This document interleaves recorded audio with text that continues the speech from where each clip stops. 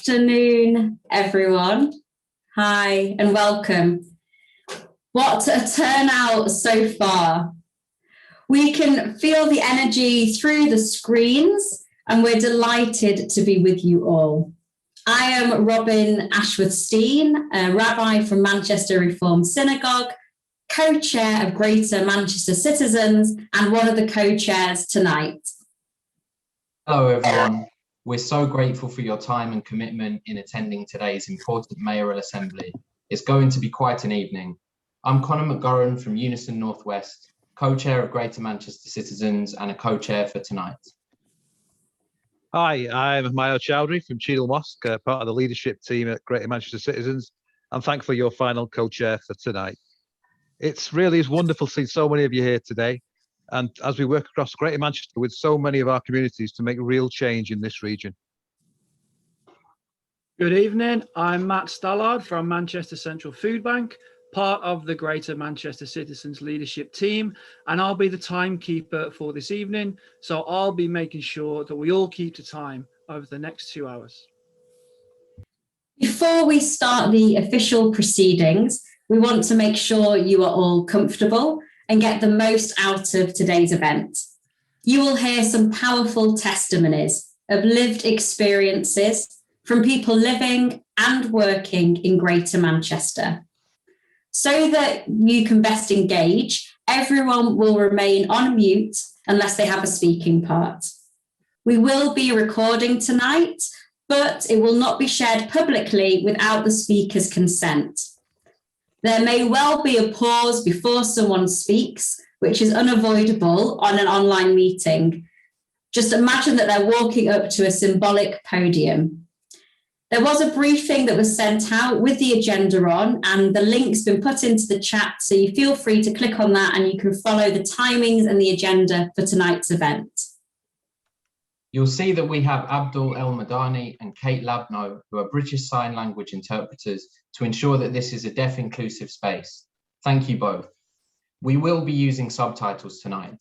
You can always turn these off by clicking either hide subtitles or stop closed captioning when they pop up. We will also be sharing some videos throughout the evening. While sometimes on Zoom the videos lag a little, you should always be able to hear the audio clearly. We would love to see you tweeting and sharing about tonight on social media. You can find the relevant handles in the chat now using the hashtag @GMAAssembly and tweet using the handles @GMCitizens, @CitizensUK, and we will retweet them. We're in the month of Ramadan, knowing this time of spiritual reflection and ethical action that the words we hear tonight will be all the more powerful. Whilst we unfortunately cannot break the fast together, we wish everybody who is celebrating Ramadan Mubarak. And we know that everyone in Greater Manchester has had a tough year. We've had to spend Pesach, Ramadan, Easter, Diwali, and many other important events without our families, friends, and communities. Tonight is a moment for us all to come together as Greater Manchester people. Greater Manchester Citizens is made up of many diverse member institutions with hundreds and hundreds of members. We are all represented today. In community organising, we believe in two key principles: organised money and organised people.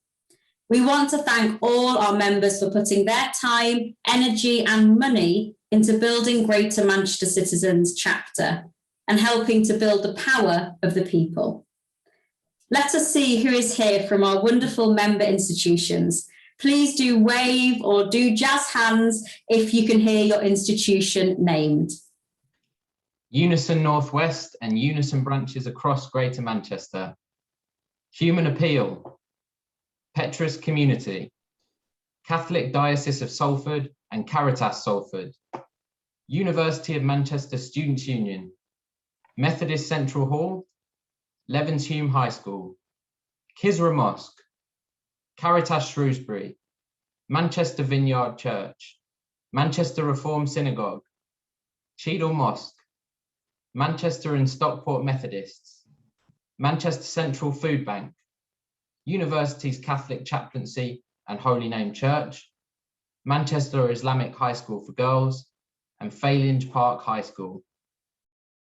Absolutely fantastic. It's amazing to see such a range of ages and see the spectrum of places and people that we represent as Greater Manchester citizens. Thank you. We are so proud of all our member institutions, particularly given the challenges of the last year and all the vital work that they've been doing. Tonight's event and all the work that Greater Manchester has done since its first mayoral assembly in 2017 underscore the power when communities and people come together. And the pandemic has only revealed how deep these issues go and the drastic action that must take place. On the 6th of May, we will go out to vote on who will be Greater Manchester's next mayor, a role that deeply impacts upon the lives of our families and communities. Today's purpose is to continue our relationship with those in power to work for greater change, to hold the future mayor to account and continually develop leaders so together we are empowered to organise our relational power. Tonight is a non-partisan private event for members and guests with the aims of communities promoting their priorities and establishing relationships and pledges with whoever may win. We have therefore invited Andy Burnham from the Labour Party, Laura Evans from the Conservative Party, Simon Lepori, Liberal Democrats, and Melanie Horrocks, Green Party. You will have noticed that Laura Evans, the Conservative mayoral candidate, is not here tonight. Despite trying, and as with many other election events, Laura Evans said she would not be coming today. It is a deep shame that she will not be able to hear the voices of our members and their stories and see how much we care in our thousands about these issues. You'll see that we provided an empty chair for the Conservative candidate to show the space left when we are not in relationship. We are, though, delighted that Christian Wakeford MP from the Conservative Party has pledged to be here tonight to show his support and the Conservative Party's support and commitment to our work. We are thrilled, though, to be joined by Andy Burnham, Greater Manchester's current mayor and the Labour candidate, Simon Lepori, the Liberal Democrat candidate, and Melanie Horrocks, the Green Party candidate. We are also delighted to welcome some Greater Manchester MPs, council leaders and councillors. We also look forward to working with you in the future. Can we also welcome the various faith leaders from across Greater Manchester, civic and voluntary organisations, universities, trade unions, funders, and those organisations here as guests wishing to find out more about our work. We hope you'll be inspired by tonight's assembly, where you'll see politics done differently. If you are new to Citizens, welcome, and we hope you can continue to be involved and come to our post-assembly evaluation meeting on Thursday, the 20th of May at 6 p.m. Please can I politely propose some important rules for this founding assembly? We are representatives of civil society, so civil means polite, organised, determined, but above all, civil. This assembly was planned by our leaders from the delegates' assemblies from the membership. The questions and agenda have been agreed over the last 2 months, so I ask you not to interrupt, heckle, or boo any speaker or add any party political comments in the chat. There are no questions from the floor, and the candidates have had the proposals we will debate well in advance. We ask you to show them and each other respect at all times. This is not a hustings. The main question we will put to the candidates at the end of the assembly is a request for a permanent working relationship. So please listen, engage, learn, applaud, and above all, enjoy. You will now hear from 2 members of the Greater Manchester Citizens Leadership Team and learn a little about all that GMC has achieved since our launch in 2016. Naomi from Manchester Vineyard and Sajid Amin from Kisra Mosque. Today is about Greater Manchester citizens, and we will hear powerful stories from our leaders on priority issues. First and foremost, this is about us, you, our member institutions, our people, our agenda, the change we want to see. If we didn't get organised, we would have no say in how decisions get made and how budgets get spent. But we are the organised citizens of Greater Manchester, and we don't just sit by, do we? We get organised so that we can have our say and play our part in building a powerful democracy, where the people are at the heart of decision making and hold our elected officials accountable. And we've been getting organised for almost 5 years now. The journey of Greater Manchester citizens began in 2016. when a founding group of organisations came together and created the sponsoring committee to launch the Citizens chapter in our great region. The founding partners invested their money to build their alliance by recruiting their first organiser, Furqan Naeem, a born and bred Mancunian.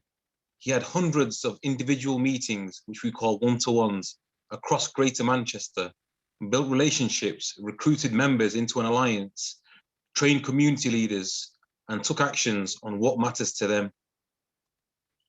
A diverse alliance of civil institutions was built at breakneck speed and just in time to hold the largest event of the first ever Greater Manchester mayoral election in 2017. 1,000 people came together at the Lowry Theatre in Salford and laid out in detail the citizens' agenda for Greater Manchester. We made ambitious asks of the mayoral candidates on housing and homelessness, hate crime, social care, and the living wage. And all candidates committed to make the changes our communities had demanded. This has made a real difference to thousands of people in Greater Manchester. Since our assembly in 2017, we've had great wins on all 4 campaigns.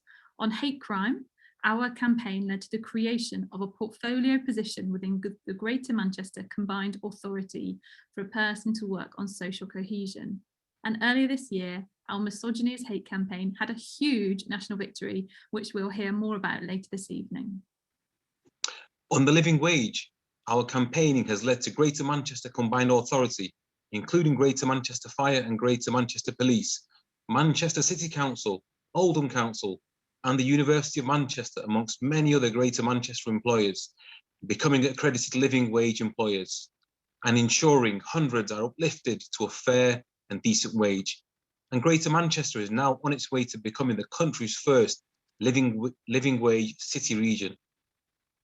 On social care, our campaigning led to the largest living wage agreement with a social care provider in the country, as MHA, a Methodist care organisation, agreed to pay thousands of its staff the real living wage.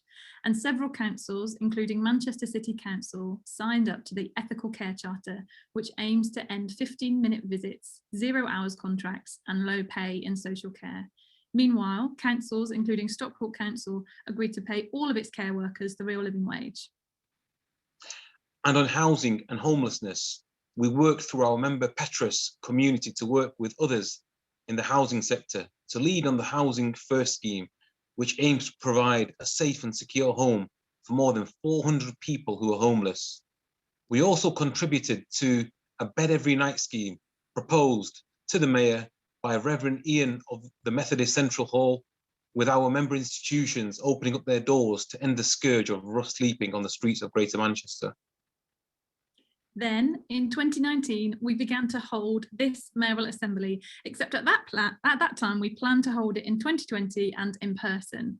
Since then, the pandemic has altered all of our plans and expectations, and our institutions have been at the centre of Greater Manchester's response to COVID-19, from the Unison members working on the front line in NHS intensive care units, to our faith leaders supporting those who have lost loved ones and have been unable to mourn with their community, to the food bank volunteers who have supported people facing poverty as a result of the economic impact of the pandemic. It has been a hard year for all of us, but our people have been compassionate and community-minded when it was needed most. We have used the last year to listen deeply to the communities of Greater Manchester and to understand the issues facing our people. Before the pandemic, our communities identified child poverty, climate change, and mental health as the 3 biggest issues facing the people of Greater Manchester. The pandemic has only served to shine a light onto all 3 issues, and we are clear that we need to make changes in these areas. Thank you, Saj and Naomi. So we are here today after 18 months of deep listening and research and 2 delegates assemblies to vote to decide the top issues we are presenting today, meeting with the candidates, negotiating on our asks, and finding powerful stories. Now we stand before you together in justice, democracy, and power as Greater Manchester citizens.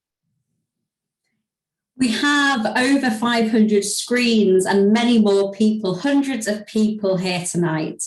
Since our first mayoral assembly, Greater Manchester citizens has achieved so much.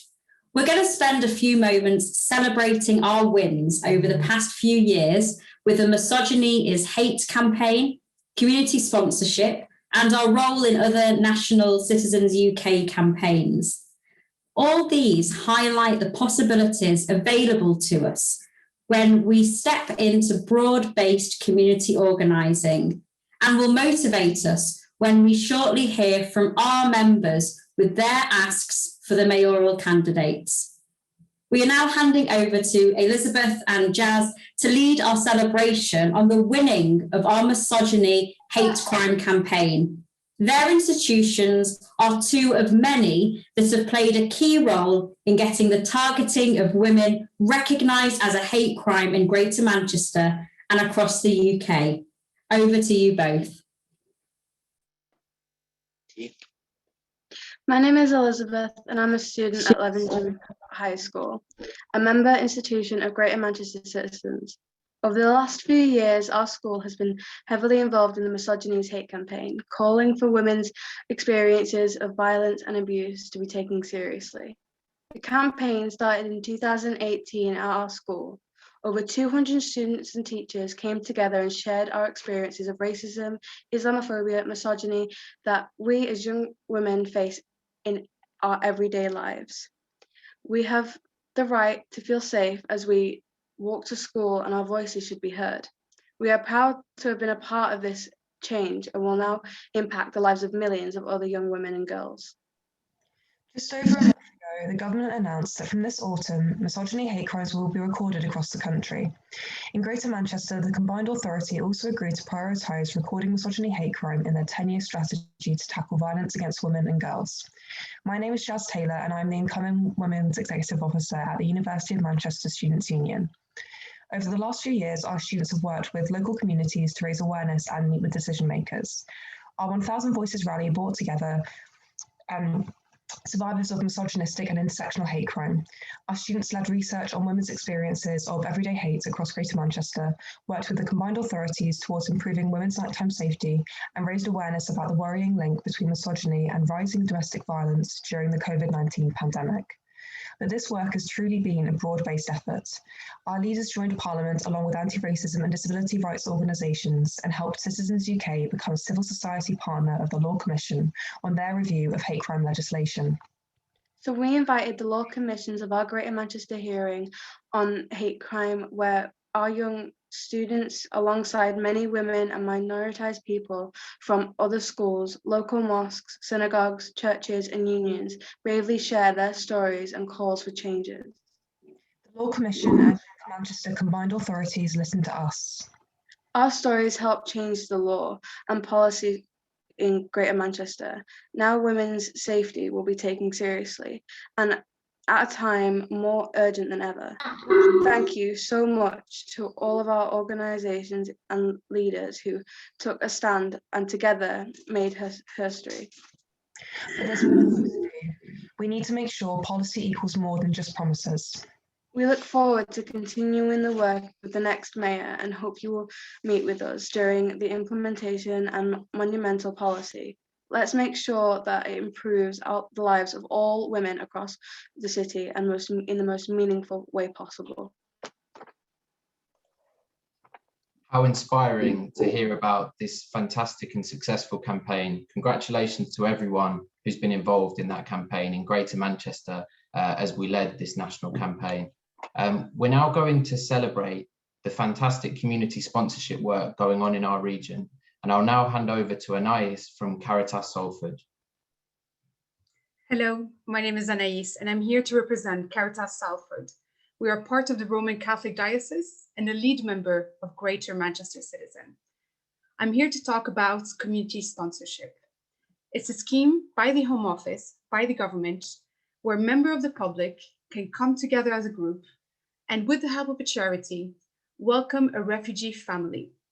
Many of these families will have medical conditions. I'm really passionate about this scheme because I've lived in Syria myself, and many of my friends, neighbors, and loved ones had to flee in very difficult circumstances. So I really believe this scheme creates a positive impact. It allows a family to be resettled with dignity in a safe environment and within a welcoming community. Caritas Salford joined this scheme when Pope Francis in 2015 invited every parish and every community to take in one refugee family. Since then, 15 groups within Greater Manchester have answered that call. And through Caritas, they've resettled 15 families. It's been a life-changing experience for all those involved. The families have been empowered after being disempowered by war. They weren't only surviving, they were living, but more than that, they were thriving. They were following their aspiration. Their kids were accessing healthcare and education. The community that welcomed them grew closer as they worked together towards a common goal and for the common good. We shared our experience with other community groups and different faith groups such as mosques and synagogue, and we hosted an international working group with European partners on community sponsorship. Our message today is the more people take part in community sponsorship, the more vulnerable people can be safely resettled. But I really want you to hear it from the families and the volunteers who are part of this scheme. So we'll surely show you a video of a group supported by Caritas Salford. Thank you.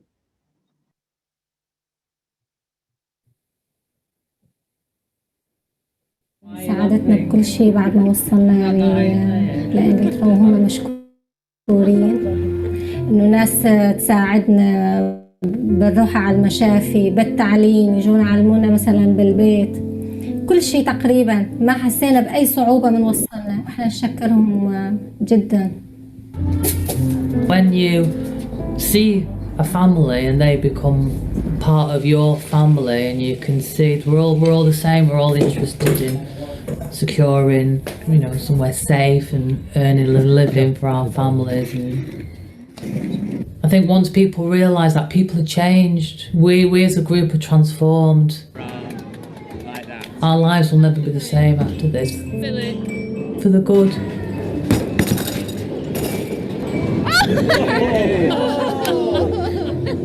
يعني كان بالنسبة لنا مثل العائلة.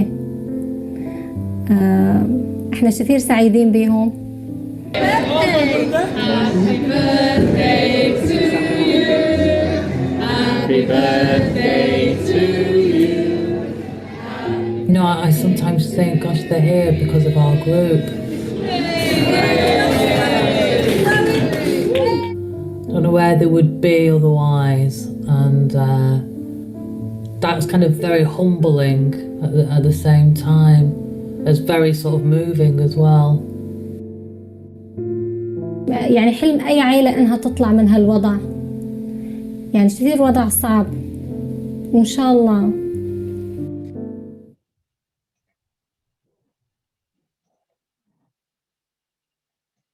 Hi everyone, I'm Nasser Malik, Project Manager for Cheadle Mosque's Community Sponsorship Project.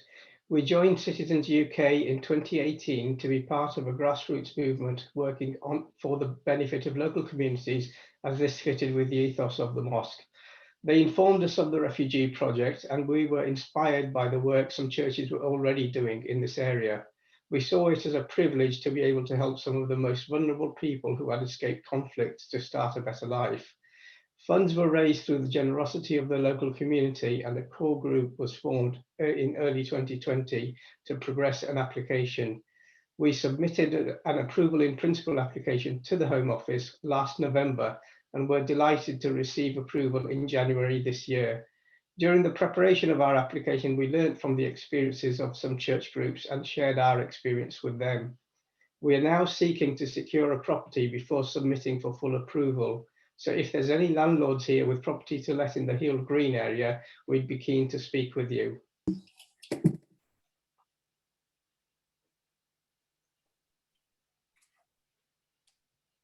I'm a Year 10 student at Manchester Islamic Grammar School for Girls. We were really inspired by our Catholic brothers and sisters who are welcoming refugees and knew that our school could do this too. So we are also preparing to welcome a refugee family to Charlton through the community sponsorship scheme.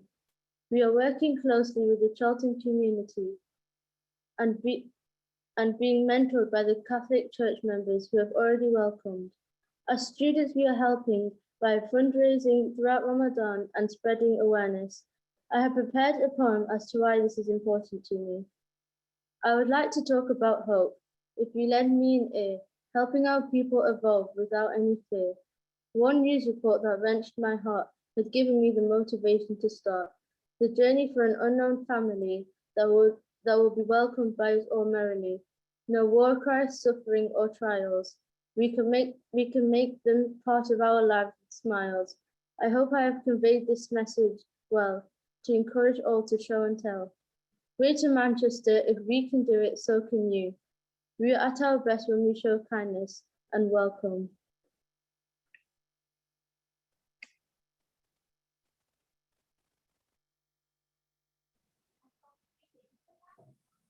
Hermione, you're muted. Schoolboy error there, sorry. First mistake of the evening. Good evening again. Thank you so much for everyone who's just contributed. We're now going to celebrate our role as Greater Manchester citizens within the national movement of Citizens UK. Over to you, Reverend Ian, who's representing Manchester and Stockport Methodist and Methodist Central Hall. Thanks, Hermione. I'm Reverend Ian Rutherford. I'm the City Centre Minister at Methodist Central Hall, Manchester, and a member of the core team of Manchester and Stockport Methodist District. Citizens UK is an alliance of over 450 member institutions in 17 local chapters, of which Greater Manchester is one. We're working together on issues that matter to all of us, with national campaigns on living wage, misogyny, hate crime, child citizenship fees, sponsor refugees, counsellors in schools, climate change, and homelessness and housing. It's been my privilege this year to co-chair a series of national housing summits with central government on community-led housing, levelling up and homelessness. The summits culminated with a National Housing Assembly last month with Secretary of State Robert Jenrick, with asks on real living wage, modular accommodation, support for those with no recourse to public funds, and the establishment of a civil society housing fund. The Secretary of State has committed to meet with us again to take forward our proposals. As Faith Sector Lead for Homelessness and Housing, I was proud to be able to mention our cross-sector work in Greater Manchester to the Secretary of State. I told him that our Greater Manchester Citizens institutions are involved in a hugely successful Housing First pilot, with 234 people currently in safe and secure accommodation, an innovative youth homelessness prevention social impact pathfinder, and our groundbreaking A Bed Every Night programme. Go Greater Manchester, go Citizens UK. Thank you, Reverend Ian. It's incredibly inspiring to hear about the local and national successes that we've had as Greater Manchester citizens in the last few years. I'm sure that when we hold our next Mayoral Assembly, we'll be able to reflect upon an even longer list of wins. And with that in mind, it's time to move on to the main section of our Assembly. 18 months ago, we began a listening campaign based around one simple question. What is putting pressure on you as a resident in Greater Manchester? Many issues and powerful stories came from our organisations, but after holding our delegates' assemblies to pick out our priorities, we agreed that three main issues were facing our communities: poverty, the environment, and poor mental health. Now we have a huge chance to hold those in elected roles to account and to work together from here to make our region more prosperous, cleaner, and happier. In a moment, we're going to go to our first issue. Just a thank you to our BSL interpreters who are doing a great job, and a reminder to all of our speakers to speak a little bit slowly and to pause so that we can go at a good pace. I'm now going to hand over to Alison Brunitsky from Manchester Reformed Synagogue, who will begin the presentation on our first campaign, Mental Health and Better Services. Please do note that these testimonies are brave and powerful. They may be upsetting, and as a trigger warning, they raise issues of sexual assault and self-harm. If you do want to step away, the next segment will begin at 6:50. Over to you, Alison. Thank you. As a nation, there's never been a more poignant time to be aware of mental health, both our own and others, than over the past year. The pandemic has shone a spotlight on caring for our own mental health and highlighted the need for robust support for people of all ages. Globally, we have had to make changes to our routines, behaviors, interactions, and communications. And if you've had the luxury of never having to consider mental health before the pandemic, I'm sure you have now. Mental health challenges are born from, and not limited to, trauma, systemic oppression, lack of necessary resources and support, social isolation and loneliness, the latter having recently been forced upon many of us. At Manchester Reformed Synagogue and across many communities, we have heard about how these social issues have impacted mental health. We also heard how so often members of our community were not able to access appropriate and timely support. We will hear testimony today about the long-term impact of not being appropriately supported by the mental health system, as well as the consequences of not being able to receive educational and healthcare plans early in life. We will use these stories as the basis of our work over the next few years to support systemic change. I'll now turn it over to Jerry from Caritas Shrewsbury to introduce our first testimonies.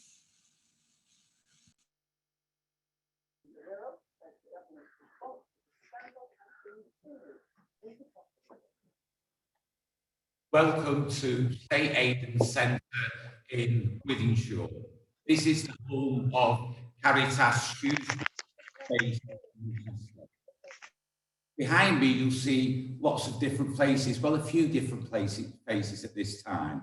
These are representative of the types of work we do here and some of the groups. There's men from the Men's Minds group, which is promoting mindfulness for men who have got mental health issues. There's a sensitive group, a support and campaign group for families who've got children with special educational needs. Volunteers from the Hope Project Food Bank, the Well Project supporting asylum seekers and refugees, and there's some young faces, along with my own, from Youth Voices. These have all taken part in the listening campaign that Alison mentioned across Greater Manchester Citizens.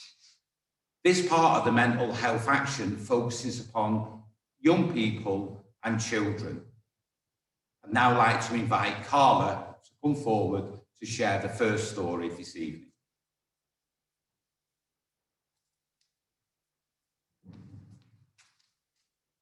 I am a mum of 6 children. 2 have special needs. My youngest child, Reese, was born nearly 5 years ago. For the first year, he was developing as he should have.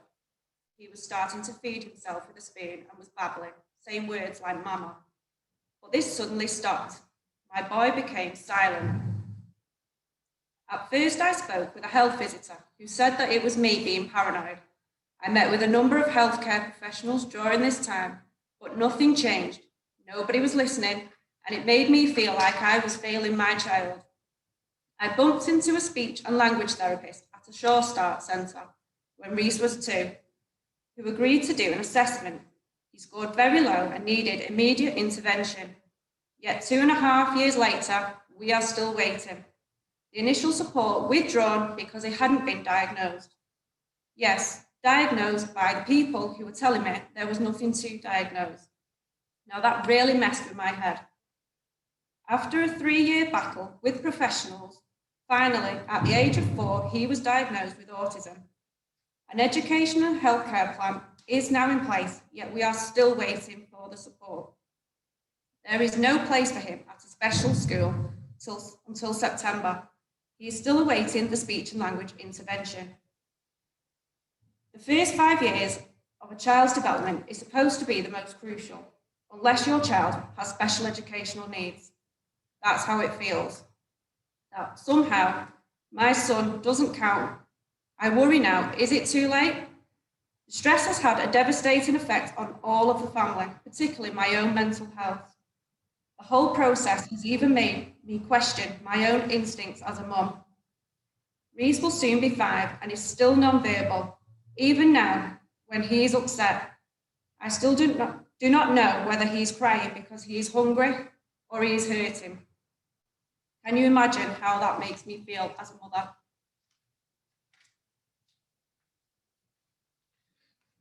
Thank you, Carla, for that powerful story. I would like to invite Shannon to come forward now, again, a mother from the sensitive group, who's going to share her story. Hello, my name is Shannon. I have two sons, both of whom have autism. It hasn't been an easy ride getting a diagnosis for the children because there are no guidelines. When my first child had his 2-year check, they said his development was delayed, which was expected as he was premature. But after being referred on to speech and language therapy, they advised that there were other things going on. We were passed from pillar to post and nobody told me what the exact diagnosis was. I begged them to tell me what is going on. What is the diagnosis for my child? It was 6 months here and a few weeks there, agency to agency with so many unanswered questions. The diagnosis finally came and it didn't evoke feelings of fear or sadness, but actual relief. Finally, I knew what was going on. Finally, we weren't in the dark. But with all of this, there still remains unanswered questions. What happens in the future? It goes without saying that this process is mentally exhausting, not least out of care for your child, but also having to explain over and over again the story that you all know too well, the unanswered questions and the fear. It seems like it's luck of the draw with referrals and paediatricians, a postcode lottery on a child's life. Everybody says that COVID has exposed inequality, and obviously mutual aid groups have been extremely helpful with communities rallying round. But those inequalities have always existed. We live them every day. The pandemic has been extremely hard for some families. Living in a first floor flat with 2 autistic children and no garden, the fact that my children are autistic had no bearing on my housing priority score. Our needs weren't even considered. It seems like they never are, because the final blow really hammered home just whose lives are prioritised in the UK, and it isn't the most vulnerable. We were told that for people with SEN, there would be a blanket policy of do not resuscitate orders. Imagine our devastation. It's an uphill battle, but one that we won't give up on. We can't carry on like this, and our lives and stories demonstrate the need for real change. Thank you, Shannon. We're now going to hear the voice of Leah. You will not see Leah's face because Leah has got severe social anxiety.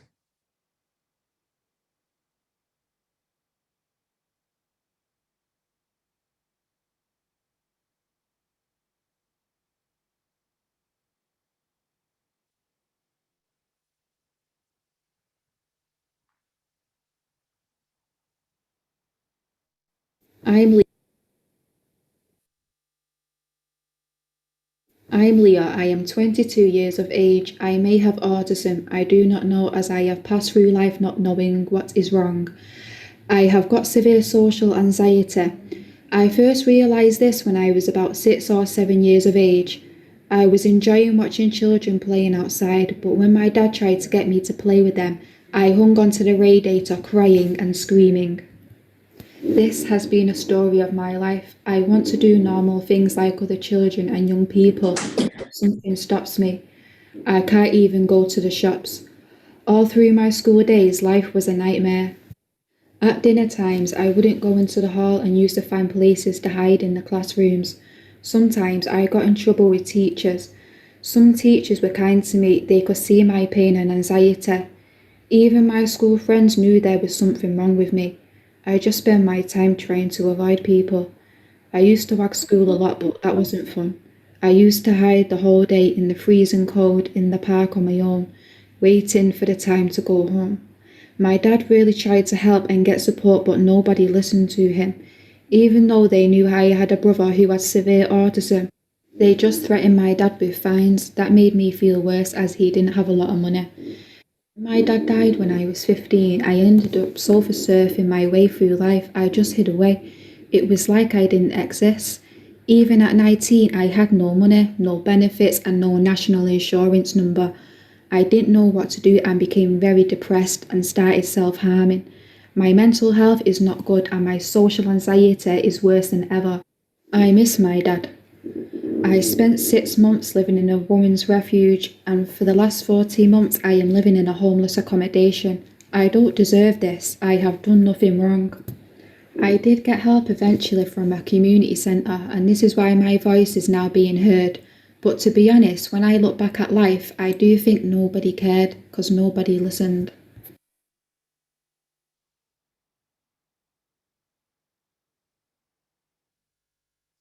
Wow. Can I just thank you to all the 3 stories from the power that they told. They've all mentioned in different ways that they're not being listened to.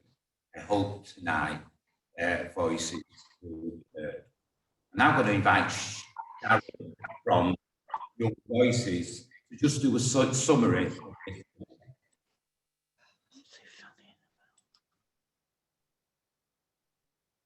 A number of parliamentary reports from a cross-party group of MPs have highlighted that the SEND system is failing a generation.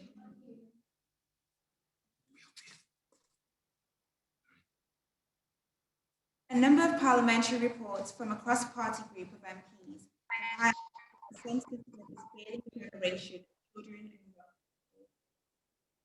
That parents like Carla and Shannon are caught up in a nightmare of bureaucracy, buck passing and confusion, in a system which breeds conflict and despair. Their words, not ours. The report highlighted that 4 out of 5 children will not secure EHCP, that their needs merited, leaving over 1 million children in the UK, just like Leah, who will not receive the appropriate support. That this was having a devastating effect upon children's well-being, education and life chances. 44.9% of permanent exclusion in 2017 to 2018 being pupils with SEND, increasing the risk of life of drug dependency and worsening mental health in future years. If we are to make an impact upon mental health for the longer term, we need to ensure that children with SEND receive early assessment and appropriate support.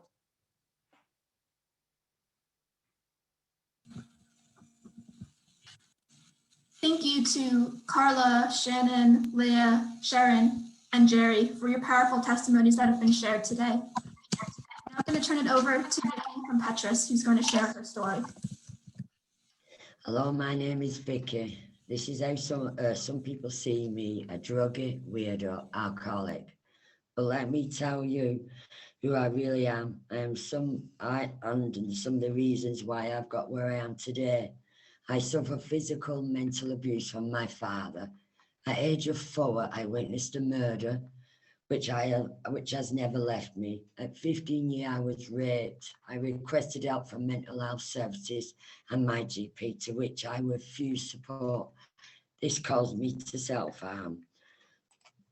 At the age of 16, the father of my child was physically and mentally abusive towards me.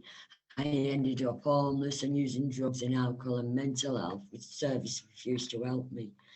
While in prison, I excelled. I became well, weaned myself off drugs and worked hard. On release at the age of 33, I moved in with my mum to care for her. Unfortunately, I lost her. In 2019, I was 49 years old. I moved to Heywood. I was pleased to finally have my own home. My mental health deteriorated rapidly in a short space of time of moving due to losing my mum and antisocial behaviour caused by my neighbours. This caused me to become dependent on drugs and alcohol after being clean for 20 years. I was verbally abused. My neighbours calling me druggie and taking advantage of me. As I did not feel safe in my own home, I requested to move, but I did not. I requested to move, but I did not feel I was listened to, and no one would help me move. This caused me to self-harm. I cut my eyelids, my tongue, arms, and stomach. My mental health deteriorated even more. I ended up putting skewers in my ears to try to stop the voices. There were times I begged for help. All the issues in here would result to fleeing in Middleton with my cat, where I lived on a landing in a block of flats. I was admitted to hospital for a week as I'd taken an overdose. I hoped I was finally receiving the help I had been begging for most of my life. But this was not the case. I was discharged after a week. I spoke to the nurses. I said I would kill myself if I had to go back to my flat, but I still was not heard. In the end, I lived on the streets in Rochdale, taking drugs and alcohol to help me through the days.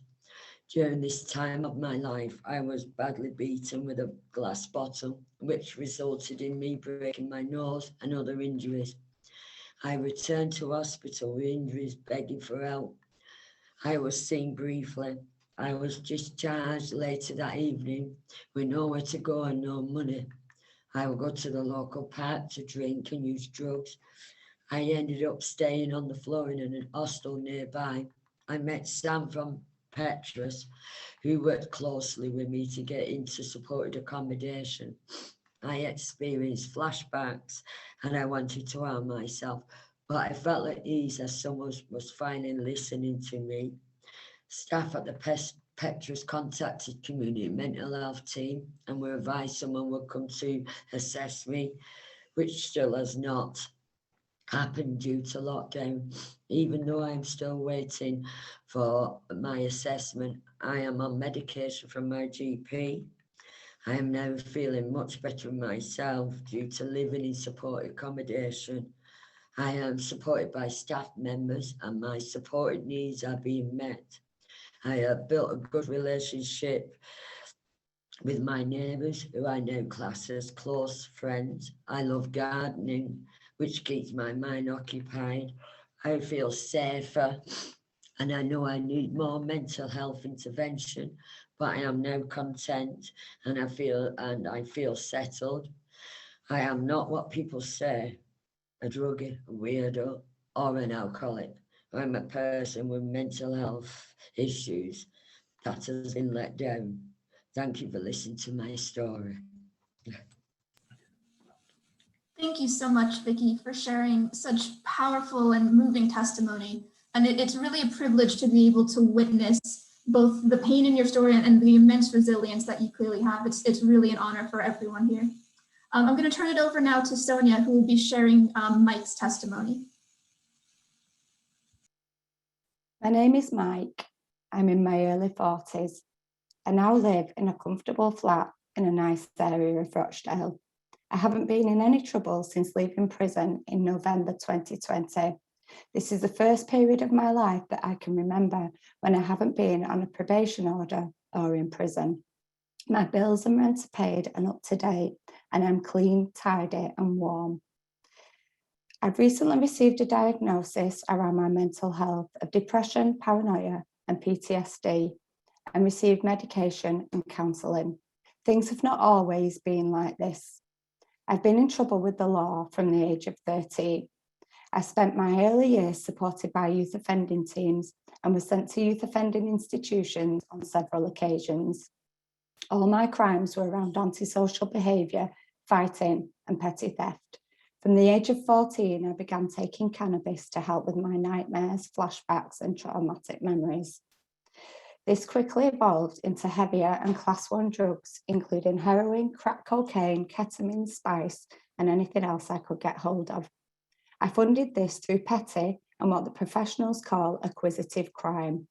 This acquisitive crime led me to a life in and out of prison, probation orders, prolific and persistent offender status, and watched by the spotlight team whenever I was out of prison. I was always homeless. Sometimes street homeless, living in parks, old cars, benches, cardboard boxes, and sometimes I stayed on friends' settees if I had drugs or money. I never held down a job for more than 2 weeks. When I look back at my life and wonder what went wrong along the way, as I never wanted things to work out this way, I can only put it down to being missed by services when I was a child. As an 8-year-old, I was sexually abused by my 2 older stepbrothers. I don't remember if it was daily, but it was going on during the week and lasted a number of years. When I threatened to tell my mum, they said that if I did, they would kill her, which would leave me with nothing. I witnessed constant domestic abuse between my stepdad and mum. I laid in bed listening to my mum crying in the next room. I did not want to burden her with my problems. I regularly got in trouble with my mum and stepdad for wetting the bed. I was always quiet, withdrawn, right up to my teenage years. I was picked on at school for being badly dressed and not having any friends.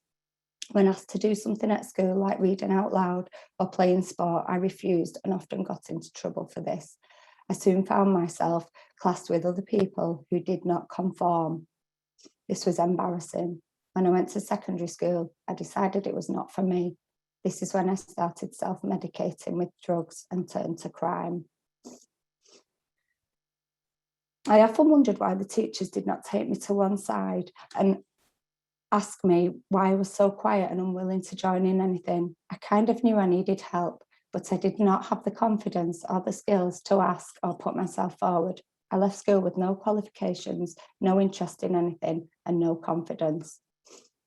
I honestly believe my drug use was a way of escaping and forgetting my worries and troubles, sleepless nights and nightmares that I now know to be part of my mental health problems. I had a short period in my teenage years where I self-harmed so that nobody would know I cut between my toes.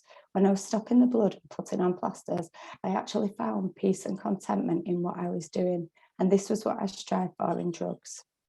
I now receive mental health support and counselling around the issues I've been through. My ongoing regret is that this was not identified and dealt with at an earlier age. Thank you so much to Mike for sharing again a powerful testimony, and to everyone who shared testimony today. It's been incredible to see how you've highlighted the complexities between these social problems that are facing our society and how it impacts us on an individual level. I'm now going to turn it over to Carla and Shannon from the Sensitive Group and Karen from Petrus, who are going to provide our asks to the mayoral candidates.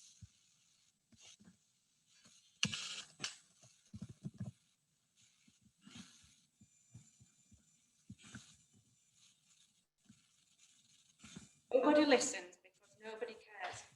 Someone listens, someone cares. Someone acts with regards to special educational needs and disabilities. We want to make Greater Manchester a shining example of how we support some of our most vulnerable children in our communities.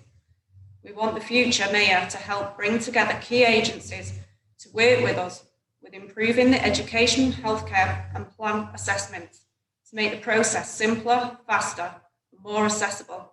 Also, to remove barriers which have prevented children, even when their needs have been diagnosed, to support access quickly.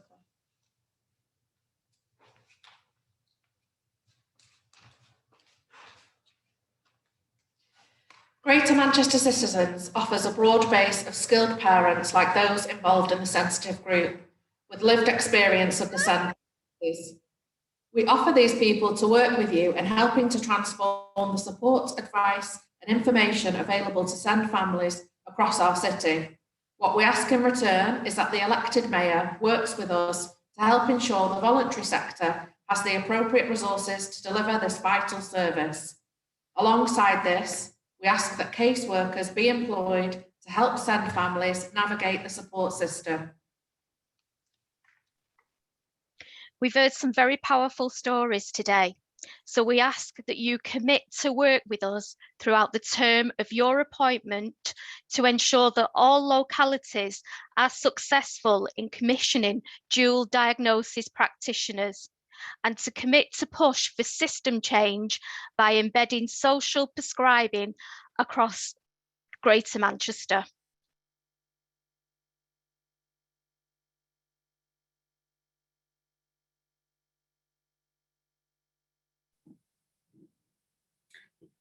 Thank you to the mental health and better services team, and especially to Carla, Shannon, Leah, Vicky and Mike. So incredibly powerful. This is our moment when we will hear the responses from each of our candidates. Welcome again. You will have 2 minutes each. And as with all GMC events, and with the strict timekeeping so far, Matt, our timekeeper, who will be spotlighted in a moment, will hold up a sign when you get to 30 seconds and let you know when your 2 minutes is up. So we're going to begin with Andy Burnham. We'd ask you to reply in the 2 minutes on our mental health and better services asks and respond to the testimonies that you heard. Well, thank you very much, Robin, and thank you, everybody. It's humbling, actually, to be a part of this tonight, but actually to see the amount of work that has gone into this tonight. Honestly, incredible what you've all done and brought together. And I think such an important moment in an election campaign. Just to say this quickly, you know, normally we as politicians are imposing our ideas and our manifestos on you. This reverses that process, and it has so much power because of that. The testimonies, Carla, Shannon, Leah, and Vicky particularly, I mean, the common, well, powerful, I think, would also, but the theme is nobody listened. You know, I think you all use that phrase in different ways. Carla and Shannon particularly, you know, why should families with the greatest challenges have to spend most of their time battling the system, fighting the system, being passed from pillar to post, I think was the phrase that was used. So really, what a incredible thing to listen to. Let me just go through your asks then quickly. Dual diagnosis, yes. I think it's been a victim of the way commissioning has changed in recent times. Sure.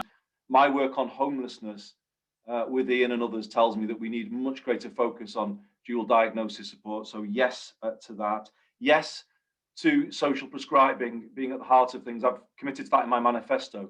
A live well service, a well-being service in every borough with structured support delivered through our voluntary organisations.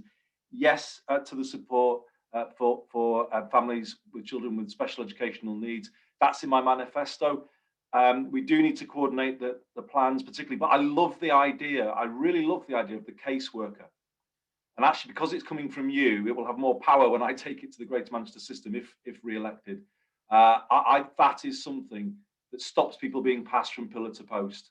It takes the pressure off you as families. Yes to that, to the training also that was called for. But I love that caseworker idea, and I'm making a very firm commitment to that this evening. Thank you, Robin. Wonderful. Thank you for keeping to time so beautifully. I'm now going to pass over to Melanie Horrocks for your responses to the testimonies and our asks tonight.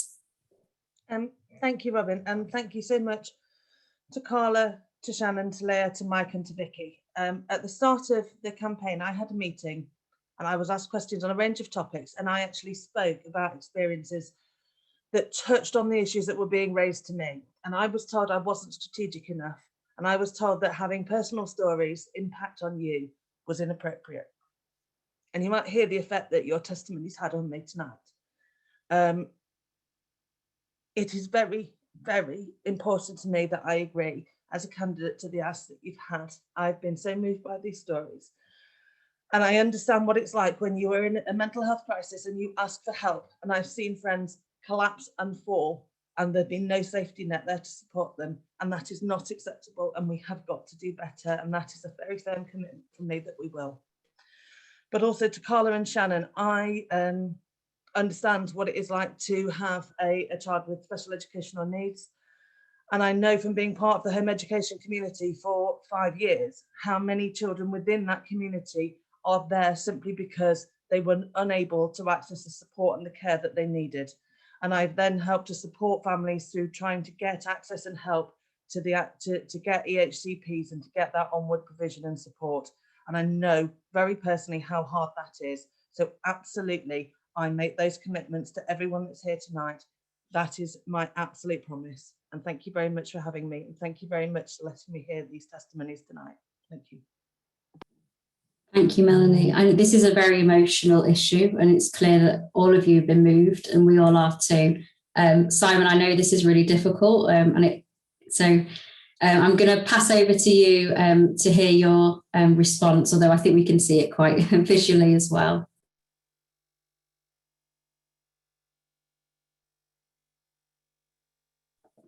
Simon, we can't hear you, I'm afraid, for some reason. No, you might need to just pull them out. If you just unmute again, let's see if that's worked. No, I don't know why it's not working. We'll just give one moment for the audio to work. You just need to unmute and then we can see whether we can hear you or not. Does that work? Perfect. Great. We'll start your 2 minutes now, Simon. That's actually calmed me down. So there we go. Shannon and Leah, I remember having a question off you in November 2019. So I just reiterate what I said to you then. I think you need all the support you need all the support you can get, and you should be getting it, and there shouldn't be any excuses.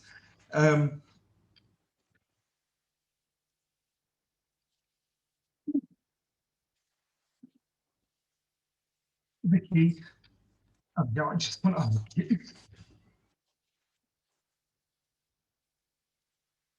I really do, because no one has to go through that. I'm so sorry. This is what happens after 3 months of campaigning. You're exhausted. For those that don't know, my mother was in an abusive relationship, and she was incredibly lucky. She got out and she looked after me, and I had the life that I've had. I'm incredibly lucky, and I am one of the lucky ones. No one has to go through all these things. You know, pledges are basic needs, by the way. They're not out of the ordinary, they're not radical, they're things that we should all sign up to. And as a healthcare professional, absolutely. And I think all these professionals should be closer to communities so we can prevent rather than have to cure. So everything is local and accessible where you need it, just down the road. And I really do apologise. Thank you. Thank you, all three of you. I think it's so powerful that all three of you have heard our testimonies and have been so moved, as we all are, because we're all in this together. Thank you for listening and to responding positively on all the pledges that we've said. Each of you said yes to them. So such great credit to Jerry and Sonia and everyone who has shared today. Thank you so much. We're now going to move. Hermione's going to give us a little bit of a moment to breathe so we can move on to our next issue. Hermione, over to you. It's been so moving and powerful to hear your stories, not only from the people who've doing the ask, but also the candidates themselves. So thank you. I'm sure, like you've been affected by hearing how difficult these struggles have been, and inspired to work with our future mayor, whoever that may be, the GM combined authorities and other leaders on our ask. As a way to sort of process what we just and reflect what we've just heard, we'd like people to take a quick break. We were going to do a formal break, but we are slightly behind time, so we will continue. But we'd encourage people to obviously leave their screens, perhaps go get up, stretch your legs, pray, some of our Muslim friends, go to the bathroom, just take a short break, and then obviously we'll continue. But I think it'd be just good to process what we've just heard. So thank you all. Thank you to everyone who's contributed.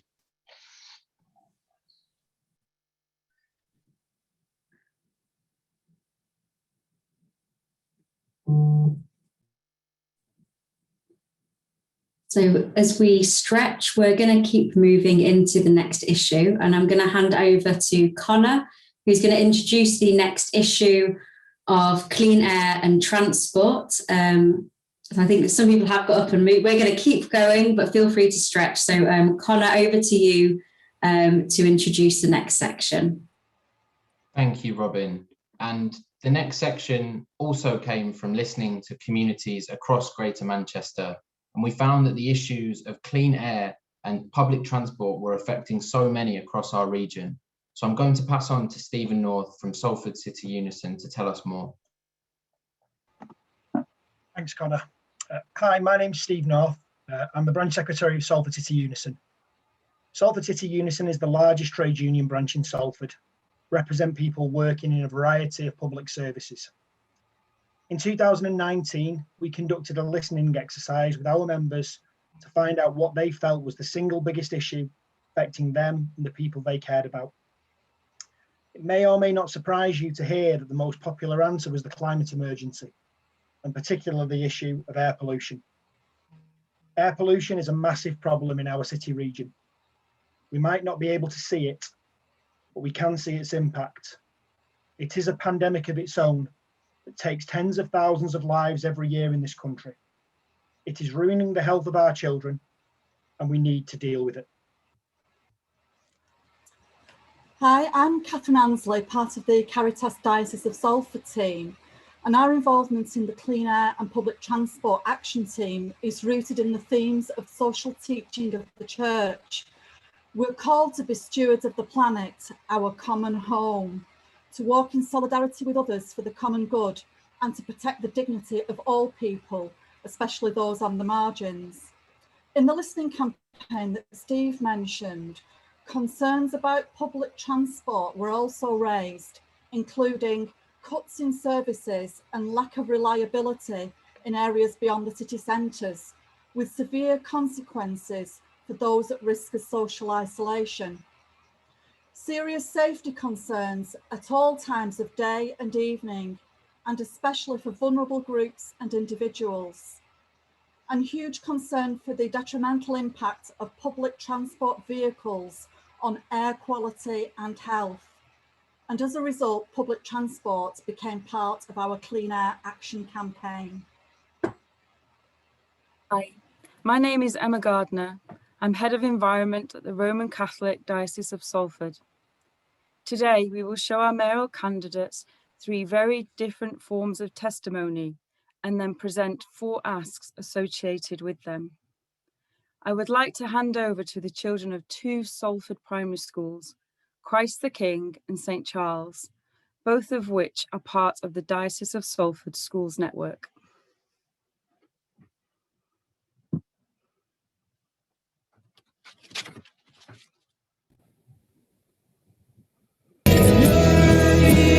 At Christ King School, we take care of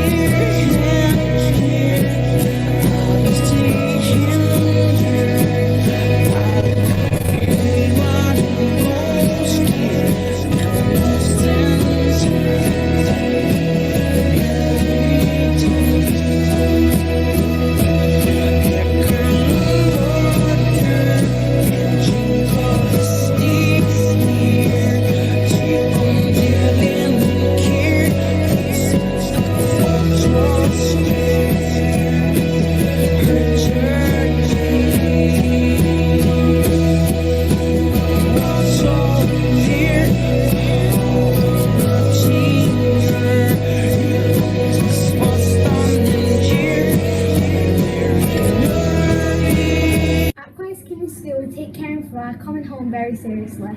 Last Friday was World Children's Day. We were asked to imagine a world where, as children, we had a voice and were listened to and understood. We need to take a stand, be important. We were asked to imagine a moment where we could voice a message for the world to hear. This week, Year 6 was supposed to be having an outdoor education at Cledder Hall. We can't do this because of the pandemic, so our activity week will take place in school. Salford has a lot to offer. This week we are doing outdoor learning work, we are doing problem-solving teamwork, orienteering and conservation work as part of our John Muir Award. Living in Salford, it's important that our voices are heard just as loudly as everyone else's. It's important that we're well educated on how the world's changing and climate change. In this school, we think it's really important to take care of the environment. We use eco bricks to make outdoor learning spaces, or we make bulb boxes to take care of bats and birds, linked to Lundato Sea. We also took part in take care of our common home. It's time to hear what the world's kids have to say, especially the kids of Salford. It's about time the kids took over. The biggest dreamers are kids. Our dream is to make the world a better place.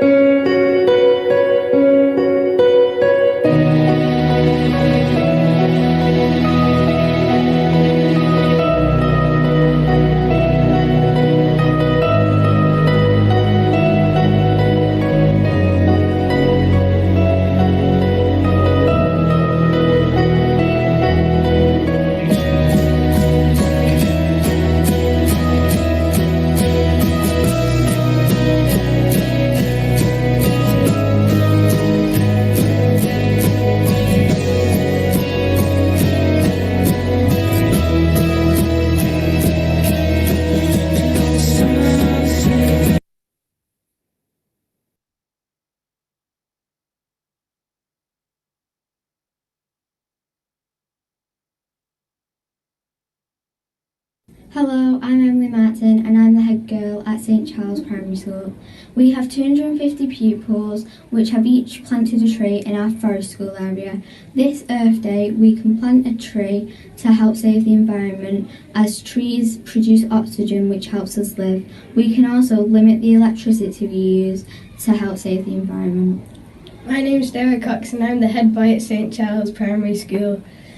We can walk or cycle to school instead of using cars to keep the clean energy that the trees produce.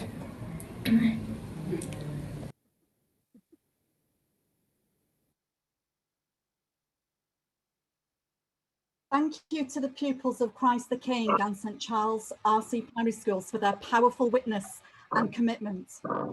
Focusing now on the issue of public transport, as a matter of urgency, we need to get more people out of their cars and onto decarbonised public transport. However, the current system is having a huge impact on other aspects of our lives too. Public transport is not only relied upon by many to get to and from work, but for those who would otherwise risk isolation from their community, with all the associated knock-on effects of that on health and well-being. It is their lifeline to the wider world, to socialising with others, to the services they need, and to a purpose.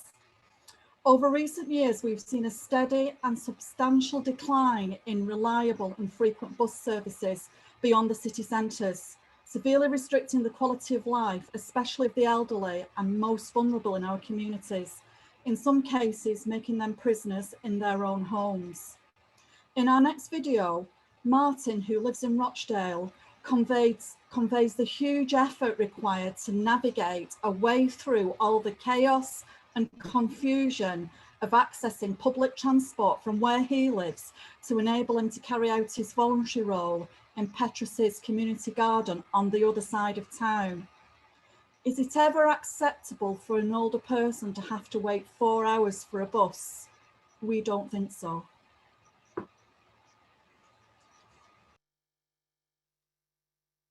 The transport from here to Rochdale, from our allotment, is about an hour on the hour. Now, sometimes we get the R7, which is an hour. But if we walk down the road onto Entwistle Road, there's a bus shelter there, and that's 2 buses then. That's the 4, 5, 7. But both usually turn up at the same time, one after the other, which is a bit daft within the hour. I look at the timings.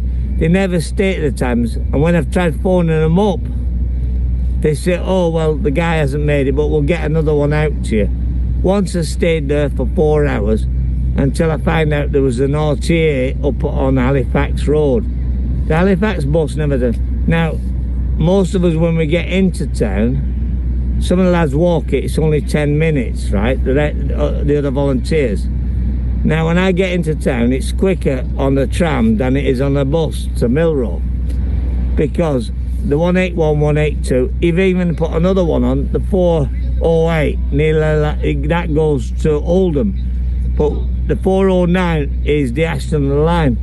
Well, that's not anywhere near where I live in Mayoral, but no one ever gets any of them. The ones that go around the place where I live, you know, up by the school, Otwood School, that's one round a bit. Sometimes it turns off for the bus stop, sometimes it does the whole little village in. We need a bit more buses so that we can get on, get off quicker, get in a town quicker, and all the rest of it. That's about all I've got to say about it. But the timing of buses are way off. Thank you, Martin. I think that video really shows the anarchy of the current system and the difficulties people have in navigating public transport, which is something we need to encourage if we want to tackle the air pollution problem. I'm now going to invite Sadil Nassar from Kisra Mosque to come in and talk about another issue that prevents people from engaging and using public transport in Greater Manchester. So over to you, Sadil. Hi everyone. Public transport is the primary mode of transport for many in our great city union. Whether we're traveling to school, college, university, work, or visiting family and friends, it's a great way to get around our city. Recently, there have been many attacks against people using these services, making them feel unsafe and at times reluctant to use public transport. Unfortunately, for some using public transport, there's an even greater risk. Passengers belonging to minority groups, especially those that are visibly from a minority group, such as myself and others like me. As a young Muslim woman, I feel we're increasingly living in fear when we use public transport because of the risks we may encounter. This is saddening and makes our journeys tougher, as families are often discourage us from using public transport and instead push us to using cars unnecessarily. This isn't environmentally friendly and doesn't help us tackle the climate emergency we're all facing. If you do a quick internet search through news about safety on public transport in Manchester, or if you speak to friends that use it, you'll see the number of attacks on passengers. This is deeply worrying and distressing. We need to reduce these worries, and we need better safety and better protection for all passengers on public transport in Greater Manchester. We must come together to make sure everyone feels safe in our transport network whenever and wherever they travel. For this reason, I support a public safety transport charter. Thank you.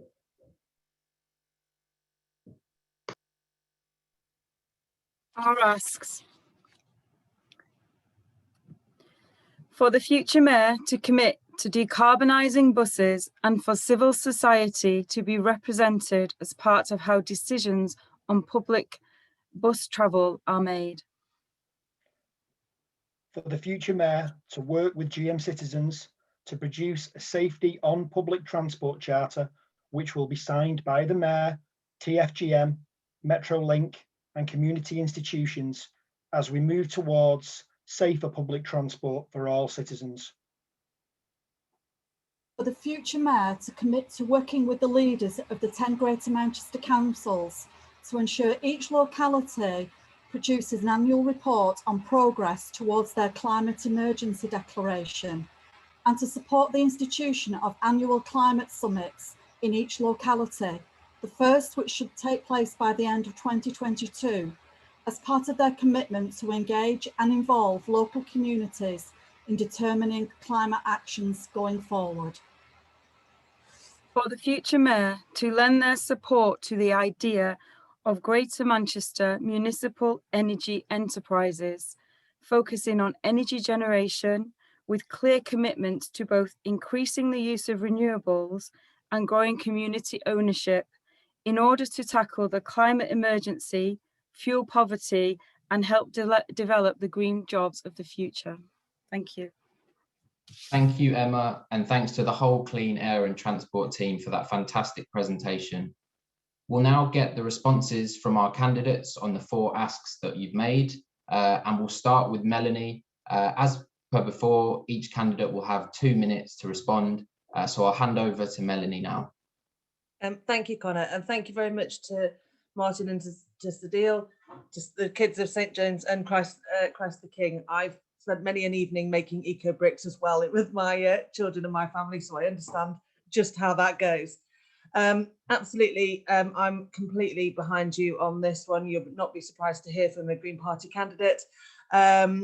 I have spent a lot of the campaign talking about how I want to really radicalise both commuting and leisure travel across Greater Manchester, with the really significant thing of not just joining up our public transport, but to enable us to take bikes onto buses and onto trams, so that that commute is made easier, and so access to our green spaces and all the positive that that brings about health and mental health really benefit all of us.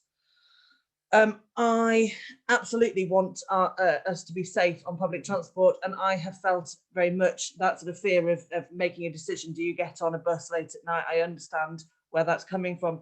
And as well as making that commitment, I also want to go a bit further and to look at the sort of campaigns that have been run by organisations such as Tell Mama, where they've really indicated to allies and other people and other users of public transport, if they see incidents that they're too frightened to challenge directly, how they can offer support and what they can do to support people who are in those situations, so that it becomes a real community issue that we all are working to alleviate. I absolutely want to know and would want to know what was going on across the 10 councils, and I've talked at length about the fact that passing a climate emergency motion is not enough.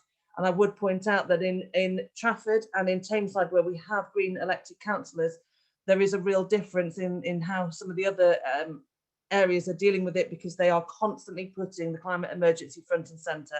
And that is the commitment I would make if elected as a Green mayor, to consistently put the climate emergency front and centre to all of those regions. And absolutely, we need to be looking at renewable energy, and I would be there with you, and I would hopefully be leading the way on that one. So thank you very much for the opportunity to hear those testimonies tonight. Thanks so much, Melanie. And just to double check and to confirm, that's a yes to all 4 asks then? Absolutely. Fantastic, Melanie. Thank you so much. And I'll next go to Simon for your 2 minutes to respond to the 4 asks. Thanks. So my response to the 4 asks is yes, yes, yes, and yes. They're not difficult. I think myself and Mel and Andy have been pretty much in step on these issues all the way through. We want to make our transport safer, more efficient, cheaper, cleaner, safer, so we can combat the climate emergency and the congestion issues we have in Greater Manchester, and the invitability of our public transport as well. It needs to go to more places. It needs to be accessible for all. We need to see some of the comments, all of our train stations and tram stations accessible for all users, because at the moment, not all train stations are accessible for those with mobility issues. I think Mel's right with the climate emergency. I obviously live in Trafford, and I work with my party councillors, and we're always working alongside the Greens on this and making sure that things are being put front and centre, and asking those questions. When is this coming out? When are we getting an answer to this? And every council should be reporting those answers, and should be vigorously by the public, by all of your groups, being asked, well, where are you up to? What is happening with this and this and this? And developing engagement with the community. So thank you very much. Thanks so much, Simon. That's excellent. And finally, I'll hand over to Andy Burnham to respond to the 4 asks as well, please. Thanks, Connor, and thanks to everybody. You put forward some very, very timely and clear asks. I'll try and do 30 seconds on each. Car has definitely been king for too long in Greater Manchester, but I don't blame the Greater Manchester public for that, because public transport is too expensive, unreliable, fragmented, and that has to change, and it will change. I have not just made a commitment, I will be bringing the buses back under public control if re-elected. That is so we can create a single integrated London-style system over bus and tram, and that will be done by 2025. All electric, zero emission, and like Metrolink, it will run on largely renewable energy. That currently happens now. Beyond that, just to say, you know, all communities need a decent service. We can't let the bus companies anymore decide where they go and what they charge. That's why we need franchising. But yes, I will involve civil society as in a reference group to ensure that your voice is at the heart of this change and we get the right vehicles, the right system for you. Let me quickly go into the other issues. Safety. Sadil, absolutely listen carefully to what you said, understand exactly what you are saying. As we move to a more integrated system, we will be able to have a better way of protecting people through our travel safe team. We need a single contact number for people on any form of public transport to get support. And that's what we've committed to in our gender-based abuse strategy. And I will absolutely work with you to bring that through. Thirdly, the climate summits. We are going to hold a Greater Manchester Green Summit in autumn 2021, preparing for the COP. And I know many of our local areas are beginning to feed into the annual Greater Manchester Green Summit. Yes, by 2022, let's see if we can get feed-in events to all of them so that every Greater Manchester Green Summit has the feed-in. Lastly, on municipal energy, yes, we're going to have a retrofitting task force set up straight after the election alongside a community wealth building hub. And the two things need to go together. We need to kind of change people's homes, green energy in our communities, but then trap the benefits of that in terms of wealth within our communities. So fantastic asks. I'm going to agree to all of them as the others have.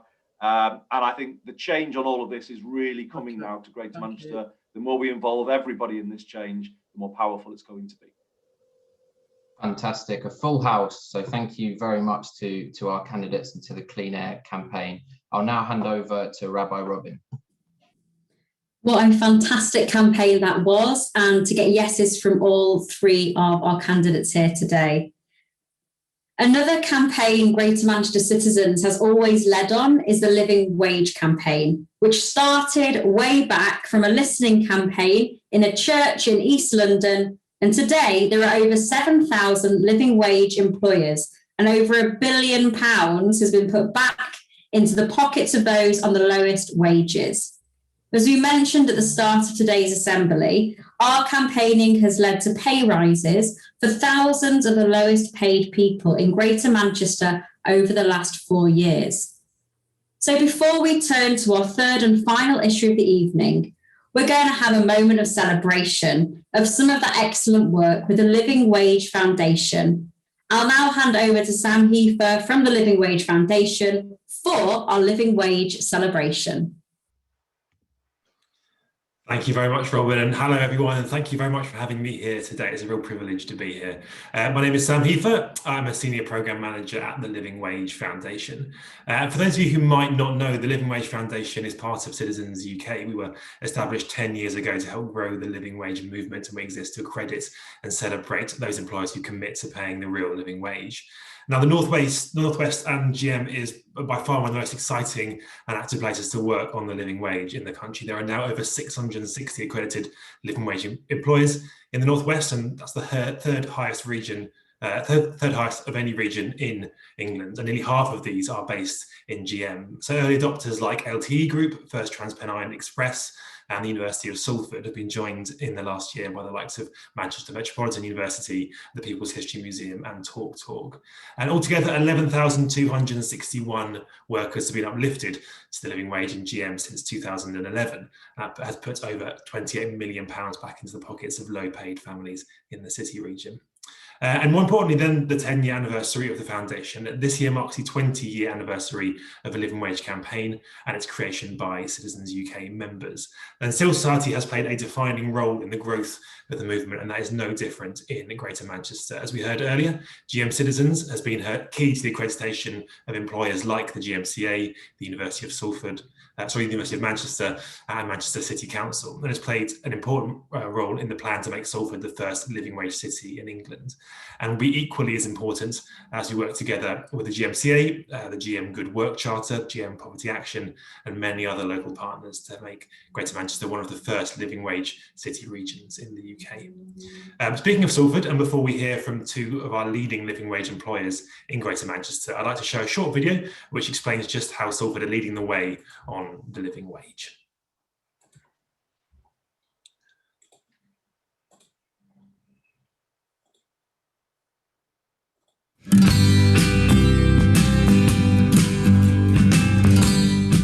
I'm helping make Salford a living wage city.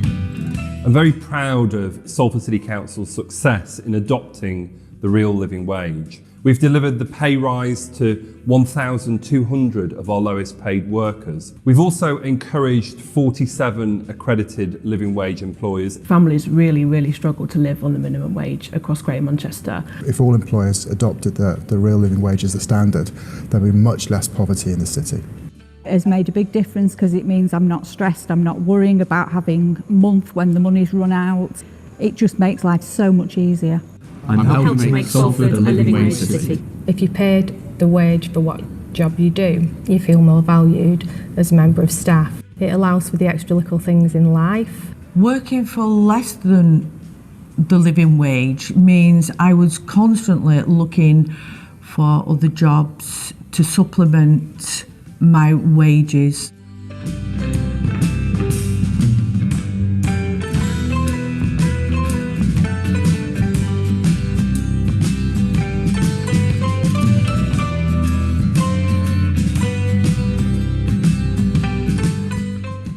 We're working towards a living wage city has been a journey of about 6 years, and we've particularly started with health and social care in Salford to address a lot of the inequalities that we have. To end work poverty in Salford, everyone is entitled to a decent working environment and decent wages.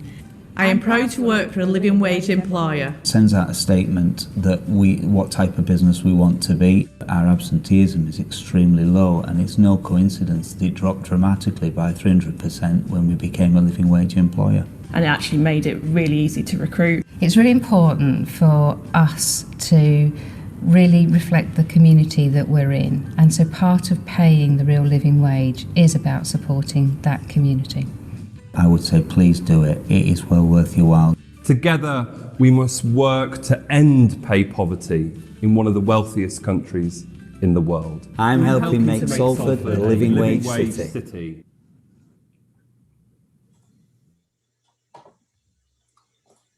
Brilliant. And I'm delighted to introduce Lisa Dickinson, CEO of Aspire, one of the 12 accredited living wage care providers in Greater Manchester, to speak about what the living wage means to them.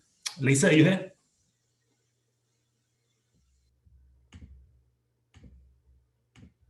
You need to unmute. Oh, sorry, I didn't realise I had to do that myself. Apologies. Hi, can everyone hear me now? Great. Thanks, Sam, and it's really good to be invited here. As Sam said, Aspire is a health and social care provider in Salford, and we have circa 280 employees.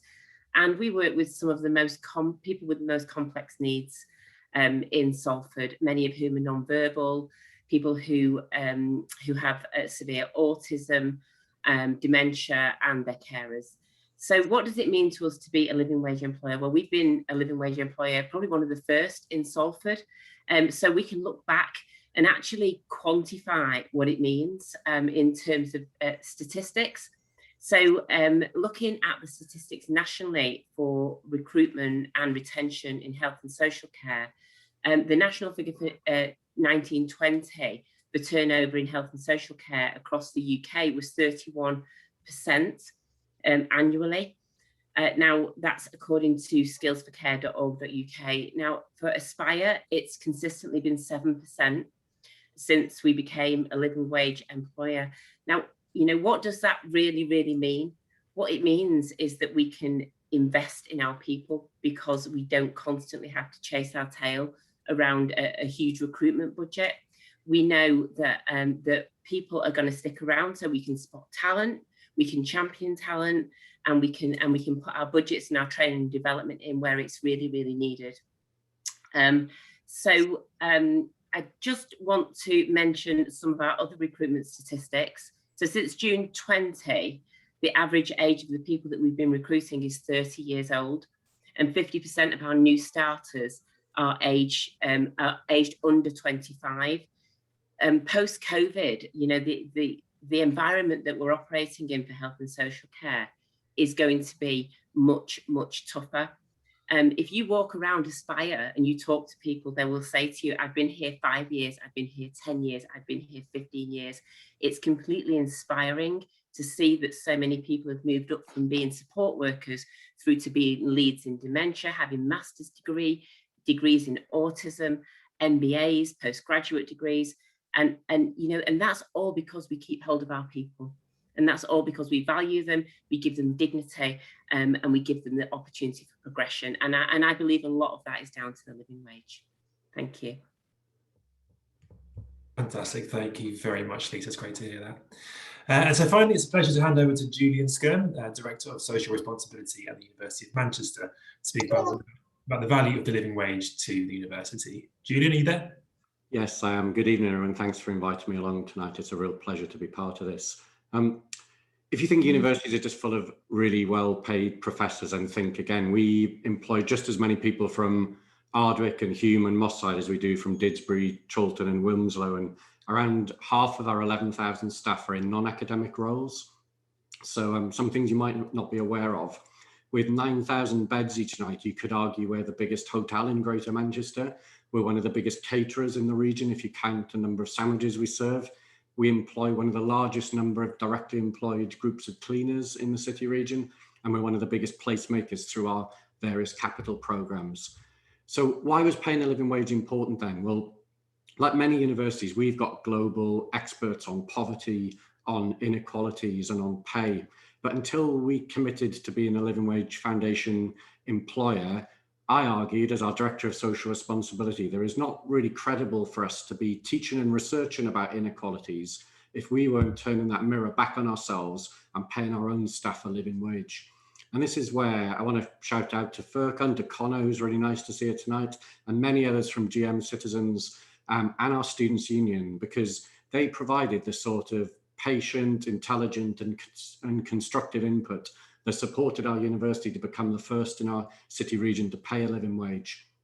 And also this has had some real tangible benefits. You may have seen in the news recently, it's wonderful news that my own university has become the leading university in the world for impact against the Sustainable Development Goals. And one of the reasons we got that is because SDG number 8, which is decent work and economic growth, that now scores universities on whether they pay a living wage. So it would have been impossible for us to get that status without doing that. So it has all sorts of other benefits. But really, as the next biggest employer in Manchester after the NHS, paying a living wage to all of our staff has to be one of the most tangible contributions we can make to making Greater Manchester a great place to grow up, to get on and to grow old. We know, I know I'm preaching to the converted here, supports better education among our region's children if their parents are in well-paid employment.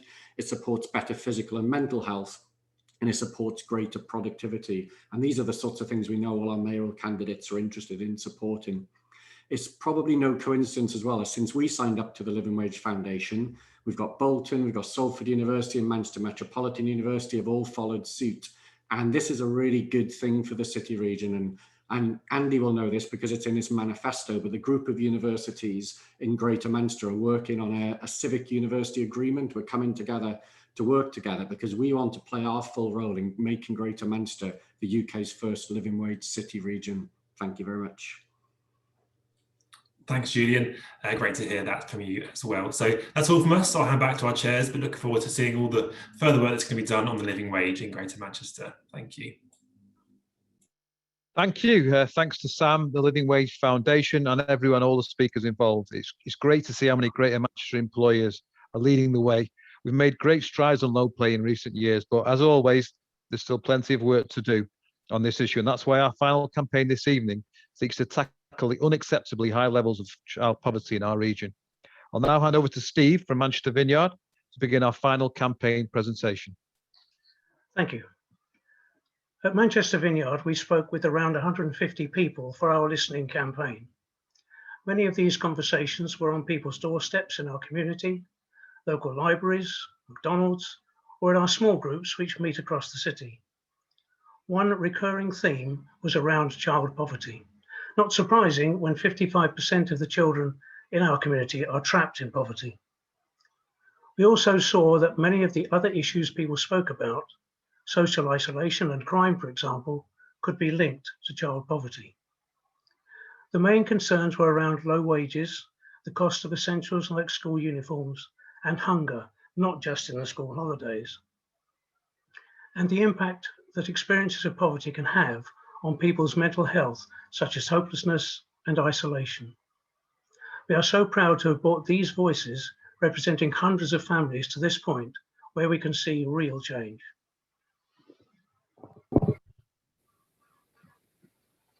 The people in my school will be suffering from child poverty, and they're going through the same things that I am, like exams, tests, things like that. And I complain loads about it. And to think that my friends in my class are suffering from child poverty and doing the same things that I am and not complaining and just getting on with it makes me feel really sad, because they shouldn't be going through this. They're young and they deserve better in life.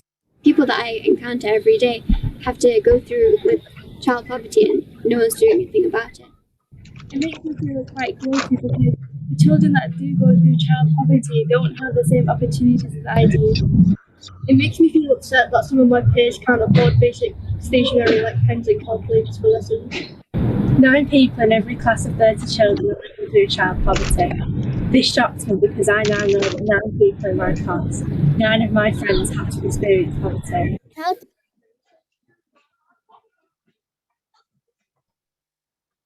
It's important that we remember child poverty is real. It's a lived experience. I could tell you about how one school needs to support several families with transport costs, uniform and other essential clothing, how they've used links with local grant providers and were awarded 3 sets of bunk beds for families in crisis, or how this school bridged the gap and supported families with free school meals before they were awarded by the local authority to ensure no child goes hungry. I could tell you about a child who has 2 younger siblings.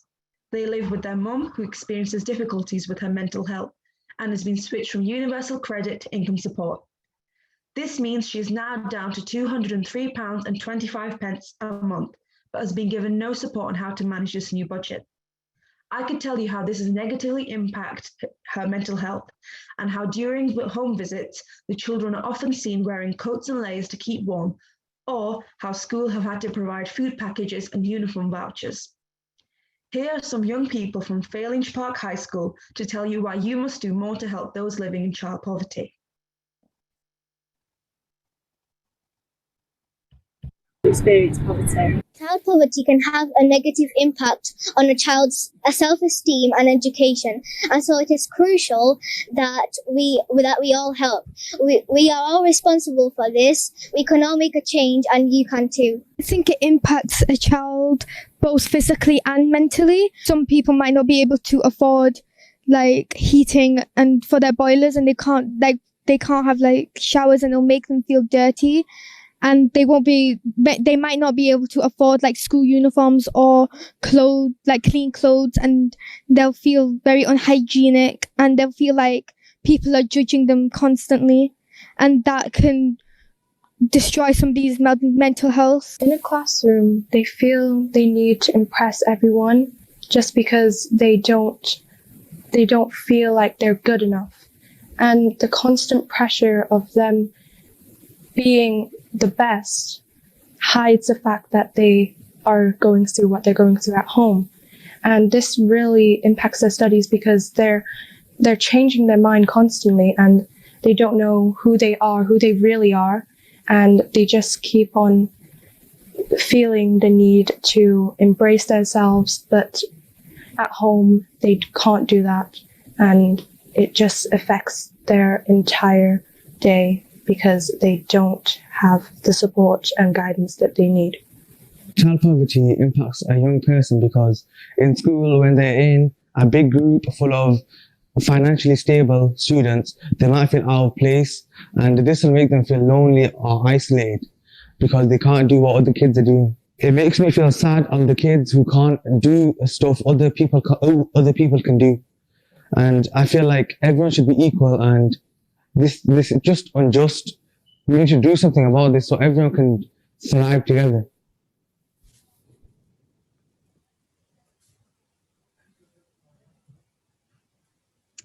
At Manchester Central Food Bank, we have been working with 22 schools to create the Greater Manchester Equal Start Network and have committed to working collaboratively to share resources and best practice to support children and families experiencing poverty and to promote an inclusive culture to eradicate the stigma associated with living in poverty.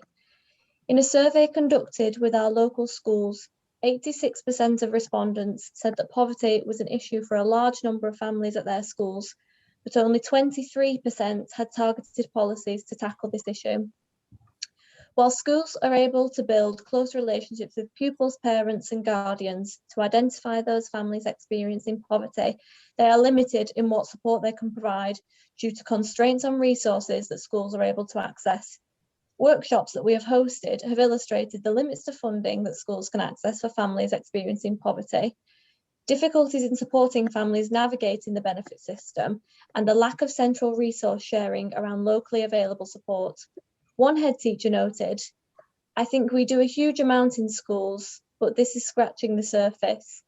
The impact is systemic, and because of the cuts over many years, we are relying more and more on voluntary and charitable organisations to support. It is cyclical and is becoming more compounded. To do more, we need to have targeted support from our elected officials because schools alone cannot tackle this issue." As a food bank, we have been exploring income maximisation as one method to support our clients. And one scheme we've been focused on is Healthy Start vouchers, weekly vouchers for families on benefits to spend on milk and healthy food. Nationally, uptake level is low, and across Greater Manchester, only 55% of eligible families are signed up, which means over 135,000 families are going without financial resources they're entitled to. This means an estimated £4 million in vouchers are going unclaimed each year in Greater Manchester. We conducted a study with our food bank visitors and found that no families who were eligible were receiving Healthy Start vouchers. These vouchers can be the difference between having to access a food bank and having the resources to provide families with enough money towards their food shop. At present, 40% of our food parcels go to children, and we run holiday help hunger schemes, which have provided over 10,000 meals to children over the last 12 months. The issue of hunger amongst our children is so pervasive, and financial support for the cost of healthy food is available and should be promoted.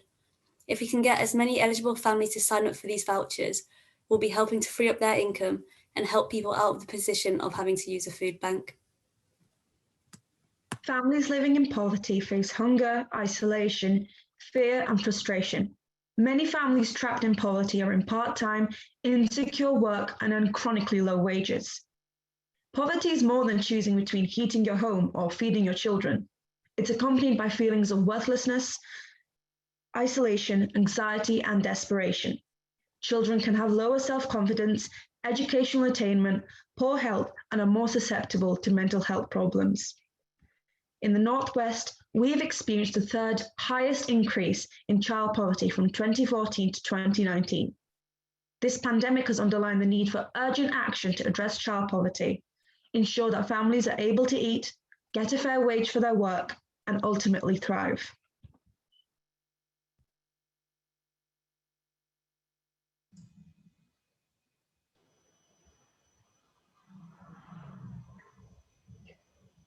Hi, I'm Julie and I'm a care worker in Bolton.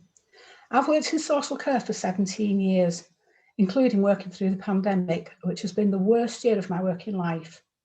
It is tough work, but I love my job. And I think what we do is one of the most important jobs in the country. But care workers in Greater Manchester are unrecognised, undervalued and underpaid. At the start of the pandemic, my trade union, Unison, surveyed care workers in the Northwest, and almost 3,000 social care workers, including myself, responded. We were scared about a lack of PPE, about spreading COVID-19 to our at-risk service users, scared of catching COVID ourselves and terrified of bringing it home. We were concerned about how the pandemic might impact our ability to deliver quality care to the people we look after in a sector that is already chronically understaffed. And on top of all these concerns, we were worried that we might not be able to make ends meet. 8 out of 10 co-workers surveyed believed that if we had to self-isolate or shield due to COVID-19, we would not be paid normal pay. And at first, many of them weren't, and are still trying to claim this money back. As Bolton Branch Welfare Officer, I have witnessed our members struggling during this pandemic. Some co-workers expected to be pressured to continue working despite illness, which would put vulnerable service users at risk. Other co-workers expected to be paid just statutory sick pay, which is just £90 a week. Most co-workers in Greater Manchester receive just the national minimum wage, or even less for the job we do, and many are struggling to provide for their families at the best of times. A few weeks, or even longer in some cases, of receiving statutory sick pay could be enough to leave us struggling to pay the bills, and we have seen this happen to co-workers up and down the country this year. A fellow co-worker and Unison member said, "I started experiencing symptoms of coronavirus. I had a temperature while still at work. I came home feeling really bad and I was struggling with my breathing, so I had to self-isolate. I self-isolated for 2 weeks, so it has really affected my income. I had a big deduction in my wages, and knowing the huge financial hardship this was going to cause me, I did wonder if I should try to go to work, even though I was unwell. I stayed off, but now I'm struggling financially. Other co-workers faced with the same choice might take the risk of going to work. So co-workers need to be guaranteed full sick pay. We do one of the hardest jobs. The lady I spoke to said, I walk for over an hour to work to avoid getting public transport and the risk of transmitting the virus to service users. We dedicate ourselves to make a difference to people's lives, and it's time this was recognised. My name is Nick.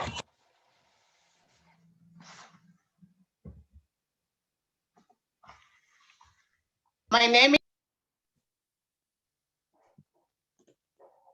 I think we're just having a technical problem, Nikki. I think the order's just changed. So Louise, if you go next, and then we'll absolutely come to Nikki, because we really want to hear your testimony, Nikki. We'll go to Louise first. Okay, thank you. Right, so I'm Louise and I'm a care worker in Stockport. We love our jobs and we didn't think twice before putting ourselves at risk during this pandemic, but who cares for us? We deserve to be able to afford to provide for ourselves and our families if we contract COVID-19 caring for your loved ones. Many of the issues facing care workers during this pandemic have been around for years. During the pandemic, it is more dangerous for a care worker to attend work whilst unwell, but we should never be put in a position where we can't afford to stay at home if we're ill.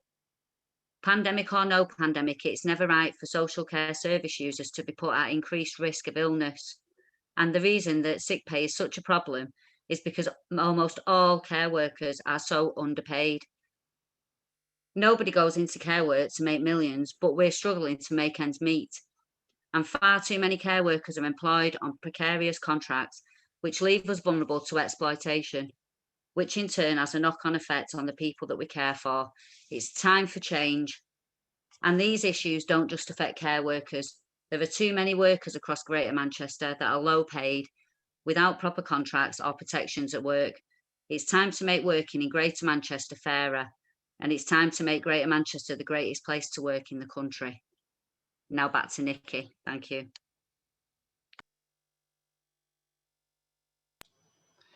My name is Nikki Igela. I'm here to talk about the type of poverty that affects your closest neighbor that you may not be aware of.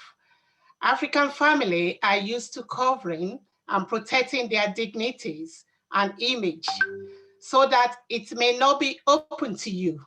But believe me, some children are battling with poverty here in UK.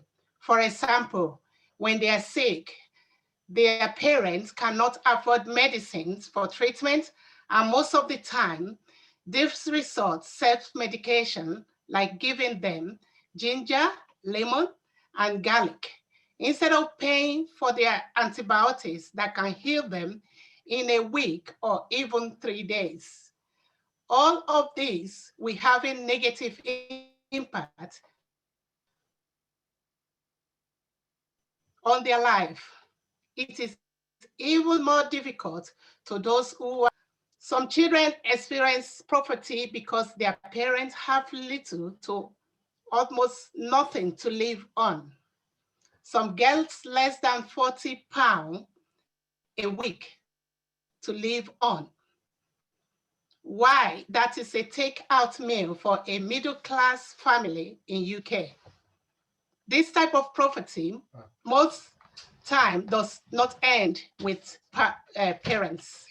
Caring and Sharing charity organization Rochdale run workshop for this family, and it's heartbreaking when they speak up about their struggles. Let me share case study of one such situation. There was African asylum seeker families of 4, a single parent with 3 children.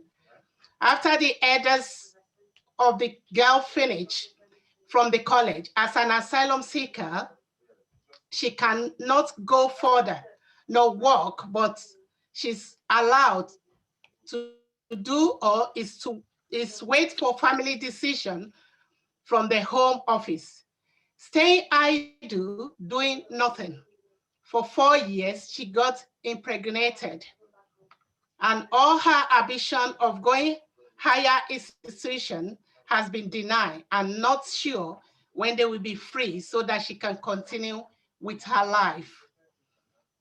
The only way to end child poverty in African homes and with asylum seekers and refugees is when government does more to help them, when other local communities reach out to give them substantial items that of utmost use to them.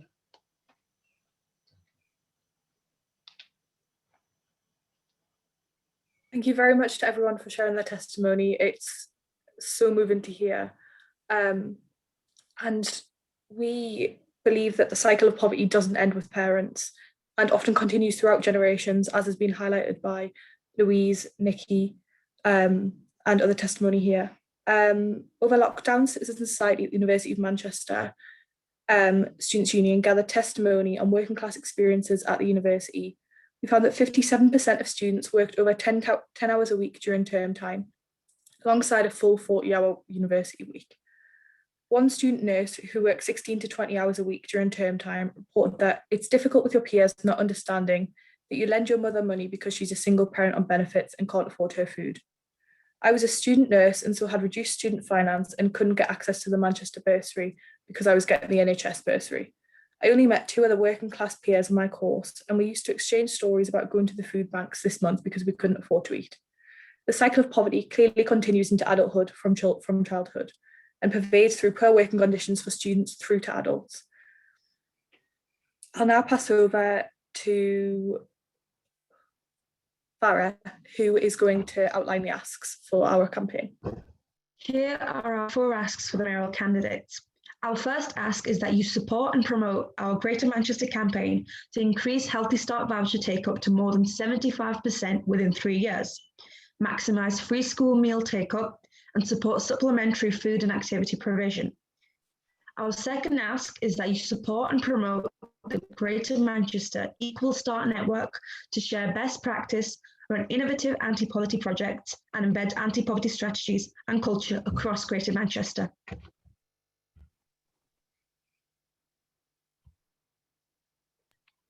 And the third ask is, after establishing the Greater Manchester Living Wage Action Group to make Greater Manchester the country's first living wage region, ensure that all local councils, NHS trusts and at least 30 private or voluntary sector social care providers in Greater Manchester accredit with the Living Wage Foundation within 3 years.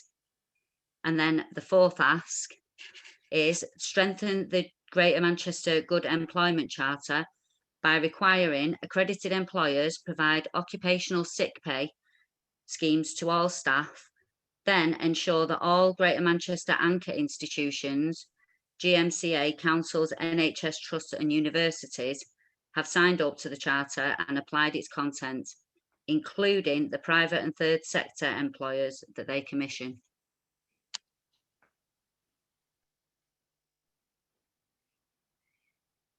Thank you. Thank you, Trevor. Obviously, we have run slightly over, but obviously, I think you all appreciate our testimonies have been so powerful that they needed listening to. So apologies for that. But okay, it's as the same format as before. Going to hand over to the candidates. You have 2 minutes. Matt's there with his timekeeping. And could I ask Simon if you could reply on these asks and give your response, please? Thank you. Yeah, firstly, I'd just like to thank everyone. I'm a little bit more calm now. Louise and Julie in particular, I've worked in the care sector. I know exactly what you're going through. It's annoying. It's ridiculous. And I think I've said at previous hustings that all social care workers and healthcare workers, whether they're in private or in council-run services, should be rolled into the NHS Agenda for Pay scheme.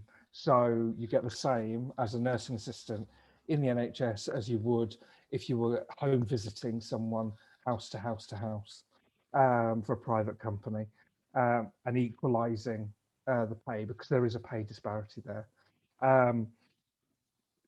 Food banks should not have to exist. I am sorry, they shouldn't have to exist.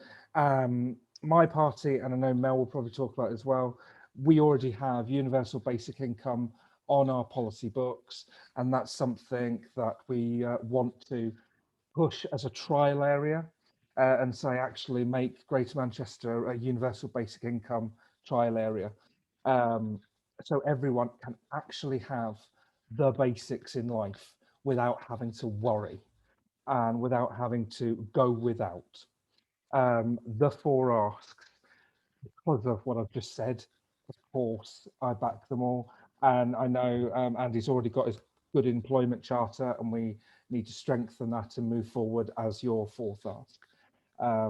Yeah, there's nothing really to disagree with here tonight. I think we're all on the same page, and that's where we should be, frankly. Thank you very much. Okay, Simon, so that's just confirming you're agreeing to all 4 asks. That's a yes. Brilliant. Thank you. And now to Melanie, please. Thank you. Sorry, I lost my mute button. Absolutely. Do you know, no child in this country should be hungry. No child should be hungry. It shouldn't need to be said. But in 2021, we're one of the biggest and richest economies in the world. We should not be having to have this conversation. And what we really have got to do is push forward. And the conversation that I've had throughout the campaign have talked about the stigma of using food banks. There should not be a stigma. This is not people's faults. This is the fault of government and austerity, and we need to stop the stigma. So absolutely, on point 1 and point 2, ask 1 and ask 2, I am there with you and I will fight. Now, on point 3, absolutely on the living wage, absolutely, I'll take that, but actually I would go further. And I would want Greater Manchester to be a trial area for universal basic income, because actually that just doesn't depend on people working. It removes the stigma and the punitive nature of unemployment benefits. And what it ensures that we are supporting not just those who are in low income, but the entrepreneurs, the startups, the sole traders, the people who, for one reason or another, aren't able to work, be it now or be it for a longer term reason. And it makes sure that we are moving away from using the economic productivity to judge the well-being of society. And that is really, really a key important issue for myself, that this is not just about you being judged on your value based of your income. We are all valuable and we have got to recognise that. And finally, on point 4, absolutely, I'm a locum worker. I absolutely understand that fear of being poorly, because if I am, I don't earn anything. And I know exactly where everyone is coming from when they're asking for that ask. I feel it every day. And I know how genuinely frightening it is when you start to feel yourself feel a little bit unwell and you think, I can't afford to not be going to work. So I'm with you on point 4 as well. So 3 yeses and 1 yes, but I'm going to go further on point 3. Thank you.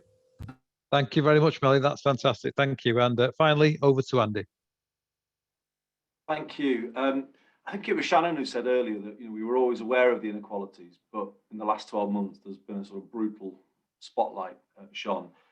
Certainly that's changed things in Greater Manchester. We established an independent inequalities commission under the expert Professor Kate Pickett, and we've accepted all of her recommendations. And basically what that means is those recommendations at the heart of my manifesto, that will be at the heart of the Greater Manchester mission. And that's actually quite a big, if you like, important statement of where we're going from here.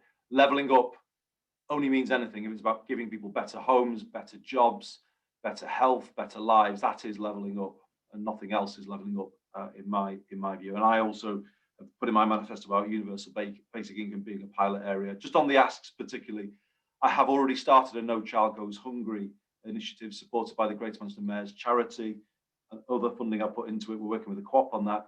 Yes to the vouchers. I think it's a great idea. Through that initiative, let's work together, and I will support the Equal Start network. Can I just say to Julie and Louise, I've always tried to be a voice for social care, but I particularly picked up that survey, that Unison survey, and I spoke to that in the media throughout the last year. I couldn't agree with you both more. People who look after other people's relatives, in my view, are answering the highest calling in life and should be kind of recognised and rewarded as such, and yet we treat them, as you both said, in the opposite way. It's just wrong. It shames the country, basically. And until it changes, I will never stop shouting out about this. I put in my manifesto about living wage and social care being the top priority. We can't ensure that all the organisations do it because the mayor can't impose this on councils and NHS trusts. But absolutely, there's going to be a living wage city region action group. We will be driving hard towards this. I will strengthen the Good Employment Charter on occupational sick pay. We're going to link the Good Employment Charter to all public procurement. And yes, those anchors should be our kind of leading examples of what we need to do. So it's a 3.5, I think. I'm just saying ensure the other organisations will do it is just a little bit of a stretch for the mayoral. The mayor can't impose it on people. I'm just making that slight caveat. But Thanks. I'd rather be honest on this forum. Thank you. Thanks, Sorry, Andy. Andy. Yeah, I was hoping for a really full house, but 3.5, not too bad. So we've done really well across all of the asks. So thank you very much. Thank you all. And I'll hand over now to Rabbi Robin.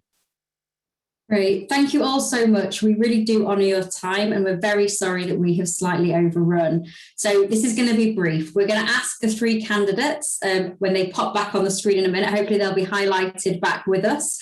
I'm going to ask them one question, and hopefully you'll just put a thumbs up to me. And then you'll each have 90 seconds to have closing remarks, and then we'll finish. So please do stay with us just for the final moment. So the question for each of you is, and to save time, thumbs up. If you are elected as mayor, do you commit to meeting with Greater Manchester citizens within your first 100 days in office and agree to have a meaningful working relationship with us? A thumbs up from all three. Thank you so much. Wonderful. So I'm going to pass to Hermione, who will introduce you each to do your 90 seconds closing remarks. Thank you all to our mayoral candidates. That was quite quick and easy. And thank you for answering our demands today and hearing stories from ordinary people who so often don't have a voice. Oh, I went ahead of myself there. Sorry, just to give you a close. So we'll go ahead with your 90 seconds of closing remarks. Firstly, to Melanie Horrocks. Well, I really want to say thank you very much for inviting me. You've seen the effect that this has had on me. And also thank you for the signing. I really appreciate that as well. These asks don't seem that big to me because these asks are where I am on a daily basis. These asks are the sorts of measures that I've already committed to. But the commitment I want to make to everyone who is here is I have talked so much throughout the campaign of engaging with communities and engaging with community action groups. This is the most fantastic opportunity to meet with such a huge and diverse group of people that absolutely, it was a really easy thumbs up. It was up before you'd finished asking the question. This is a huge opportunity, and this is an organisation that I would want to work with very much if I were elected. And all of those asks, as I say, are so intrinsic to who I am as a person and as a human, not just as a politician. So thank you very much for the opportunity to come and to talk and to put forward my views and to accept these opportunities. And that's really all I want to say. So thank you. Thank you. Thank you, Melanie. Now over to Andy.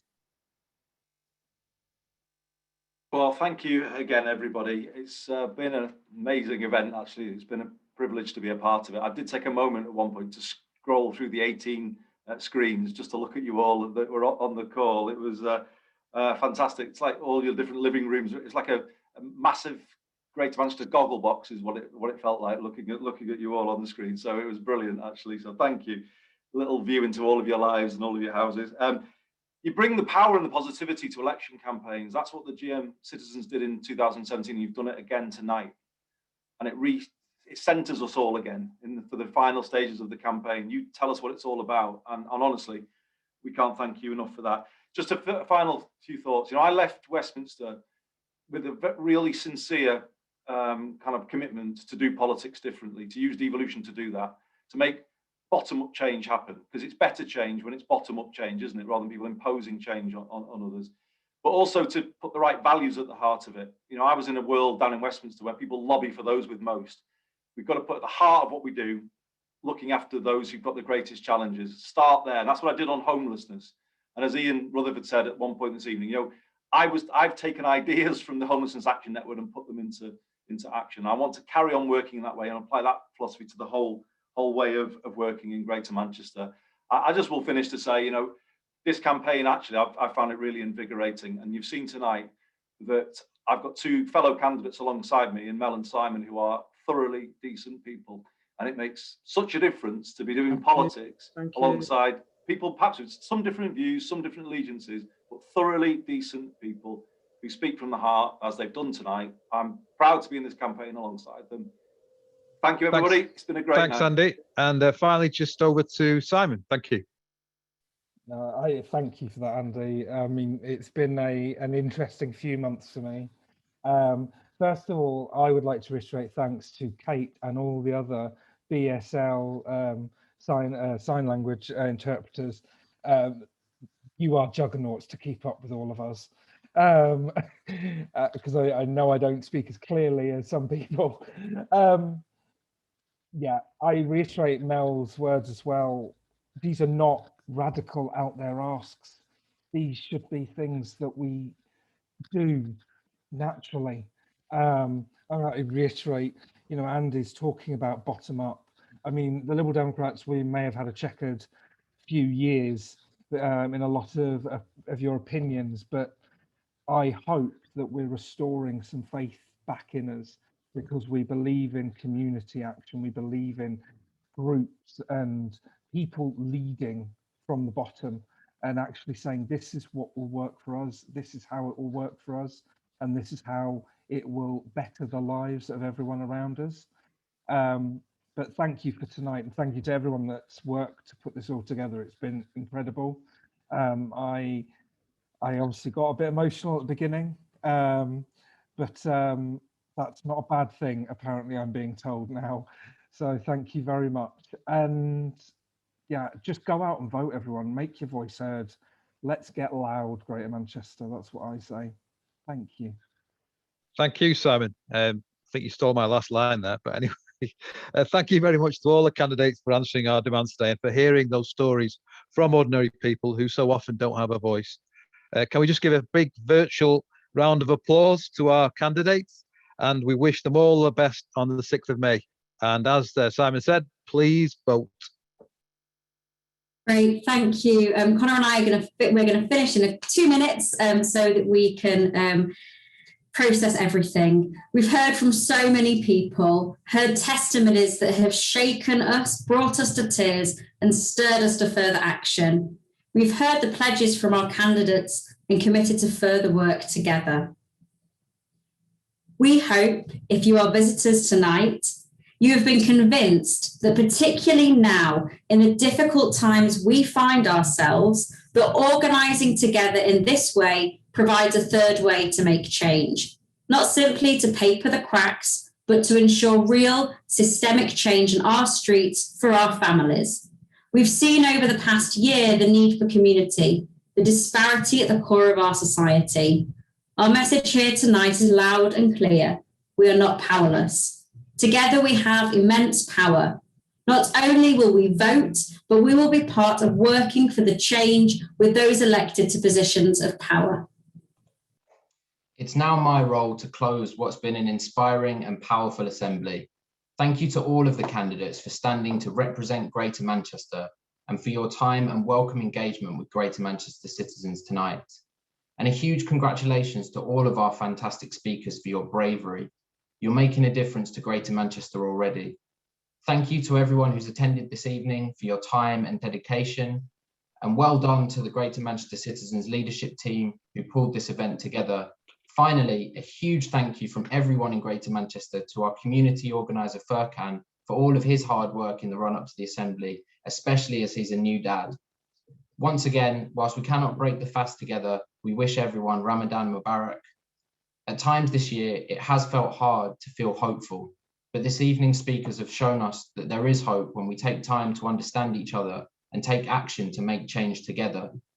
But it doesn't stop here, citizens. Today was a moment in time, but we are the people who are going to make the history of the future. If we don't, someone else will decide our future for us.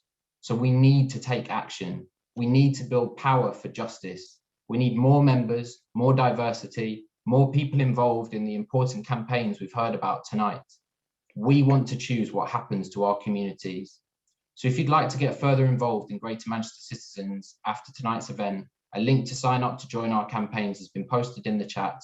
And as we mentioned at the beginning, we'll be holding our next meeting on Thursday, the 20th of May at 6 p.m. to evaluate tonight's assembly and plan on to our next steps. And do remember to vote on May the 6th if you haven't already voted by post. As is customary in Citizens UK events, some of us will stay on at the end to evaluate tonight's event together.